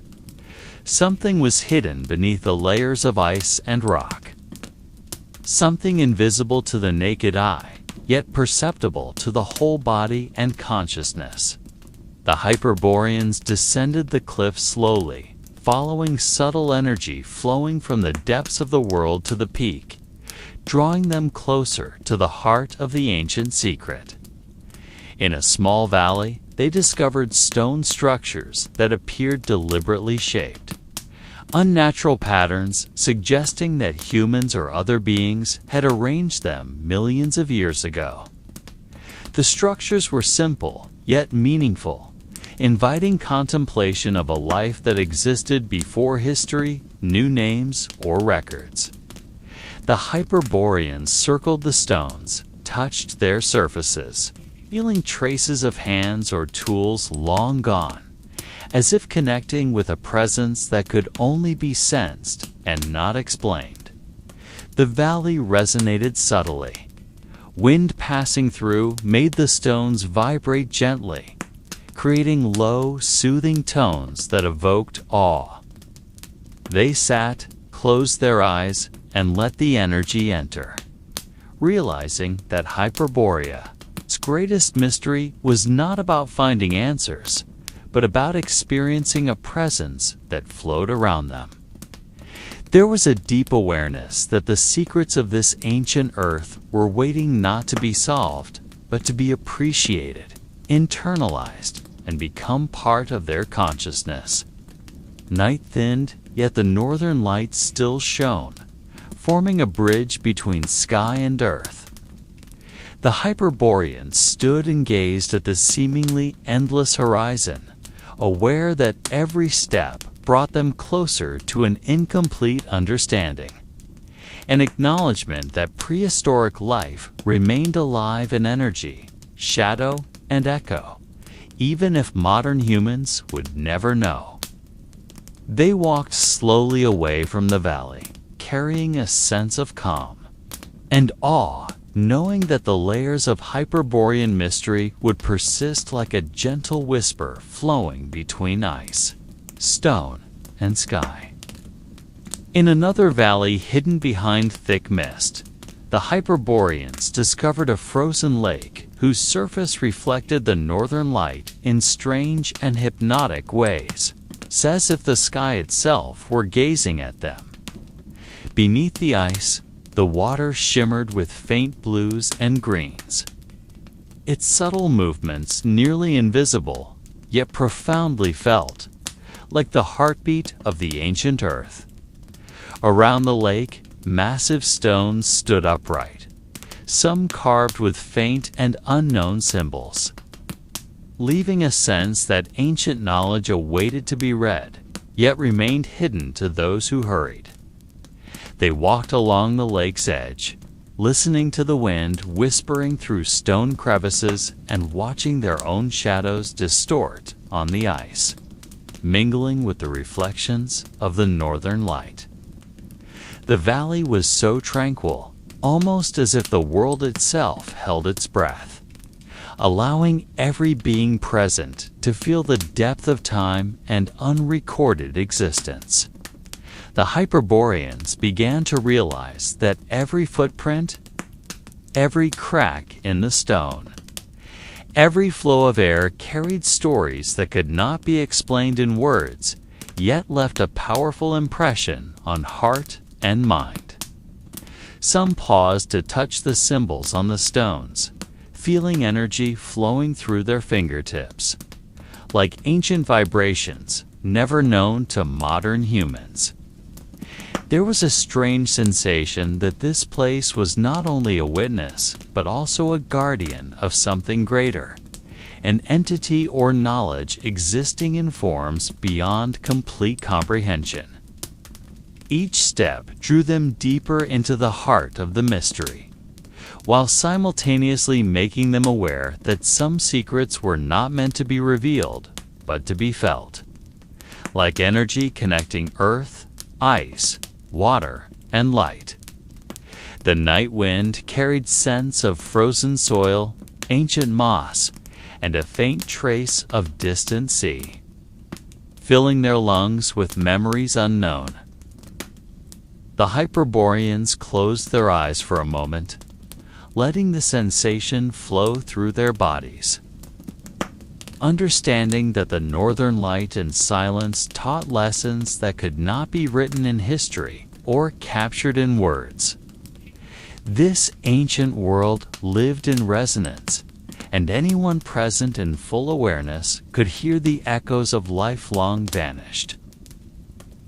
As night deepened, the northern light danced slowly across the sky, forming patterns that seemed to welcome them and whisper secrets only felt, not explained. The Hyperboreans stood, gazing at their reflection on the frozen lake, feeling a connection with all layers of the ancient world: stone, water, ice, and sky. They knew that the secret of Hyperborea was not about discovery, but about presence. About sensing a mystery that remained alive, pulsing and whispering, even as the modern world had forgotten its traces. They continued their journey into the heart of Hyperborea, where ice trees towered like frozen pillars of light, forming quiet, natural corridors filled with silence.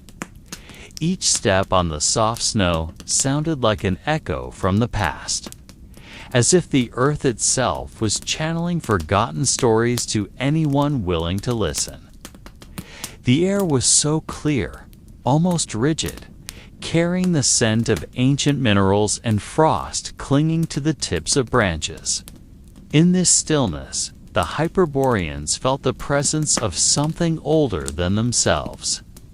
Perhaps a spirit or an echo of life long vanished, breathing between wind and shadow. Within the ice corridors, the northern light pierced through gaps in the frozen trees, reflecting off the snow to create slowly shifting patterns, as if speaking in a language beyond human understanding. Some Hyperboreans paused to feel the patterns with closed eyes, letting the ancient energy flow into their minds, bringing a sense that this world was not only alive, but also possessed its own consciousness. They began to realize that every shape, every crack in the ice, every shimmer of light had an unrevealed purpose, conveying information that could only be received by a calm and aware soul. In the midst of the journey, they discovered ancient ruins, piles of stones that seemed once to have been a sacred place. The stones were arranged with astonishing precision, and although most had cracked and eroded over time, they still radiated a sense of order and deep ritual. The Hyperboreans approached, touching the stone surfaces, feeling the energy left by those who built the site, by those who prayed and left traces in symbols and carvings. There was a profound sense of respect, because although modern human history never recorded it, this place remained alive through invisible echoes of energy, connecting the past with the present. They sat on one of the larger stones, gazing at the northern sky that continued to move and dance. There, amidst the silence and gentle light, they began to feel that the secret of Hyperborea was not just about place or objects, but about experience, about consciousness that penetrates space and time, about the human capacity to sense a living world beyond the limits of knowledge and history. Everything they saw, touched, and heard formed an undocumented narrative, a story that could only be received by a patient heart and an open mind. The night wind carried faint sounds, like whispers from the past, sounds that could not be translated into words. yet felt like poetry speaking directly to the soul. The Hyperboreans closed their eyes, allowing themselves to merge with the sound, feeling the energy of the earth, ice, and air flowing into them. They understood that some secrets were not meant to be discovered, but to be experienced, and that the beauty of Hyperborea lay in its ability to guide anyone present in full awareness into experiences that transcended words and logic. As night deepened, the Hyperboreans began to feel the rhythm of the world slow, almost like the heartbeat of the earth itself. The northern lights gradually faded into a soft blue hue that enveloped every shape, creating the sensation that they were stepping between dream and reality. In the distance, ice-covered mountains reflected the dim light, casting shadows that moved like creatures untouched by human time. They realized that every shadow, every glimmer, and every whispering wind carried messages that could not be grasped by logical thought. Messages only receivable by an open and calm consciousness. They discovered a lake whose surface was so calm that it reflected the sky as if there were no boundary between water and air. In that reflection, the Hyperboreans saw images of the past and potential futures. Moments that had never occurred yet felt familiar, as if replaying a lost history. The wind carried the scent of ancient salts and minerals, and every drop of dew falling from icy branches sounded like the unending ticking of time. The silence here was so profound that every breath felt like part of a larger symphony, the rhythm of nature that could not be measured by human clocks. They sat at the edge of the lake, letting themselves sink into quiet contemplation. In the stillness, they began to realize that Hyperborea was not merely a place on the world map, but a state of consciousness where the boundaries between humans, nature, and time became blurred. Every object, every light, even every subtle sound carried a story never recorded, an experience accessible only through patience.com and deep observation. They understood that the greatest secret of this ancient world was not temples, cities, or artifacts, but the ability to sense life flowing through all things, visible and invisible. At the lake's edge, they closed their eyes and allowed themselves to drift into that experience, feeling the subtle energy of the earth flow into their bodies and minds. There was a sense of connection to something far greater than themselves, something unnamed and immeasurable, yet present with an eerie calm and perfection. The Hyperboreans realized that this was the essence of the ancient experience, the essence of Hyperborea, consciousness beyond words, forms, and history, alive in silence and light, waiting for anyone willing to truly be present and absorb it. In that moment, they sensed silence as a teacher, light as a guide, and ice as a witness. Every subsequent step was not merely a physical movement, but an inner journey toward understanding that this ancient world was more than forgotten history. It was a living experience that continually unfolded the resonance of an unrecorded yet ever-present age.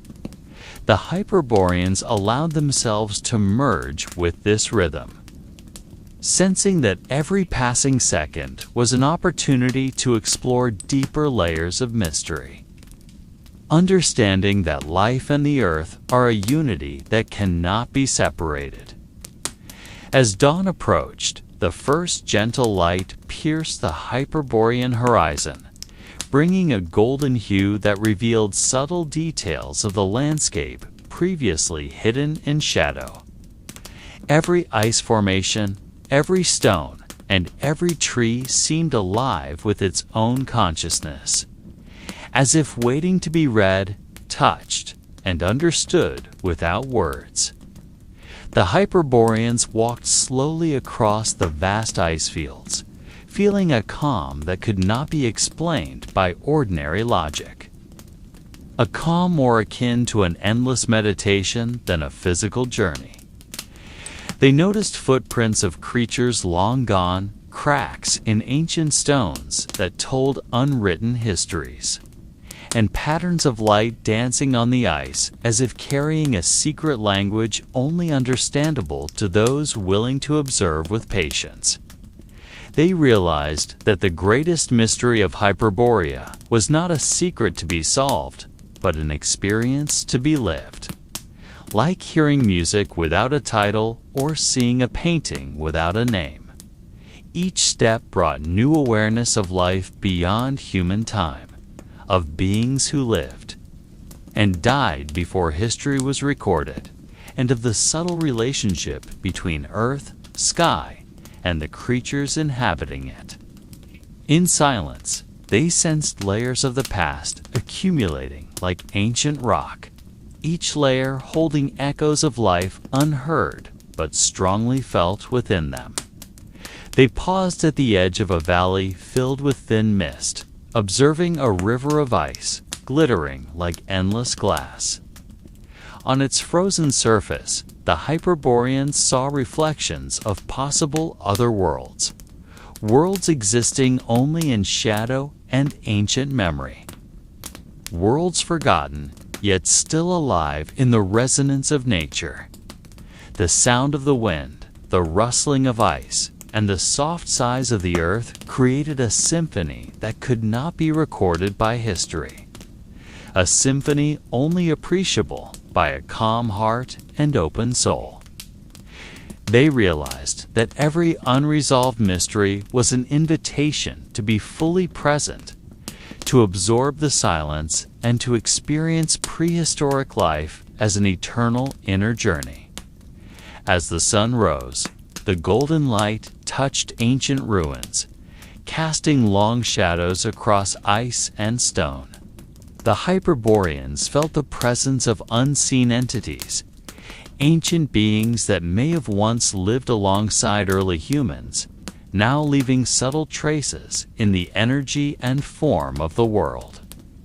They did not try to answer who or what these beings were, but let curiosity and wonder flow naturally, understanding that the mystery itself is a teacher. That uncertainty is part of true prehistoric life, and that the experience of Hyperborea is a window to perceive eternity in silence. They sat upon a large stone, closed their eyes, and felt the ancient energy flowing through their bodies, minds, and souls. No words were needed, no map could guide them, only flowing awareness connecting them with all beings who had ever walked the earth, and with all layers of unrecorded time. In that silence, the Hyperboreans grasped the essence of the ancient world, that history may be lost. Names may be forgotten, but experience, resonance, and the energy of life remain alive, waiting to be felt by those willing to fully be present and receive the mystery with calm and love. As night slowly crept across all of Hyperborea, the gentle sunlight gave way to the twinkling of stars scattering silver points across the northern sky.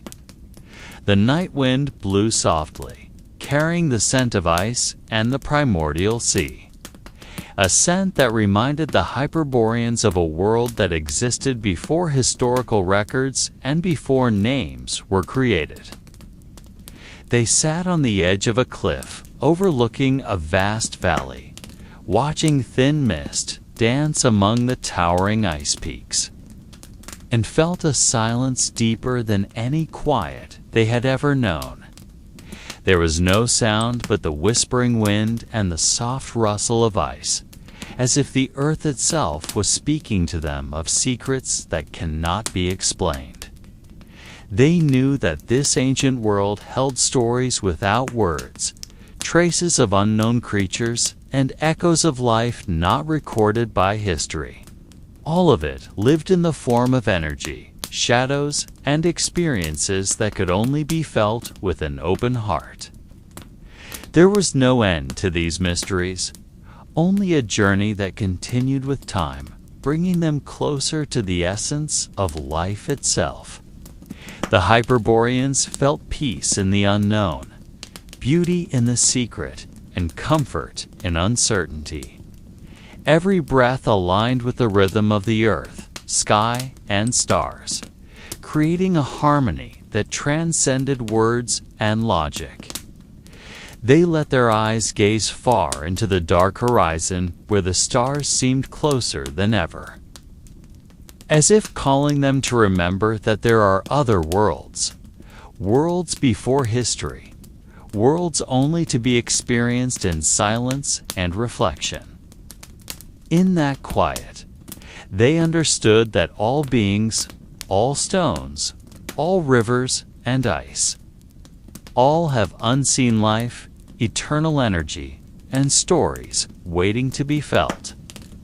Nothing can truly be explained. Nothing must be solved, only accepted, experienced, and loved with calmness. As night deepened, the Hyperboreans closed their eyes and let peaceful fatigue enter, soothing body and soul. They felt eternity in fleeting moments, mystery in vast silence, and the melody of prehistoric life resonating in their hearts. There was no definite ending, only the night's curtain slowly covering this ancient world, leaving each story, each echo, and each secret suspended in the air, ready to be experienced by souls willing to be present and listen. In that silence, they smiled softly, letting themselves drift into dreams that carried them back to the unnamed world, a world that existed before humans recorded time.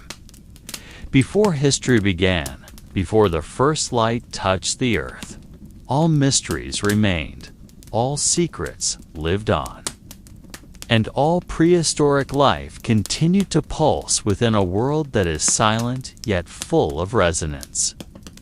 Thus, the Hyperboreans fell asleep, letting the night and the stars guard this ancient world, with echoes of life and mystery continuing to roll beneath a sky that was never truly dark.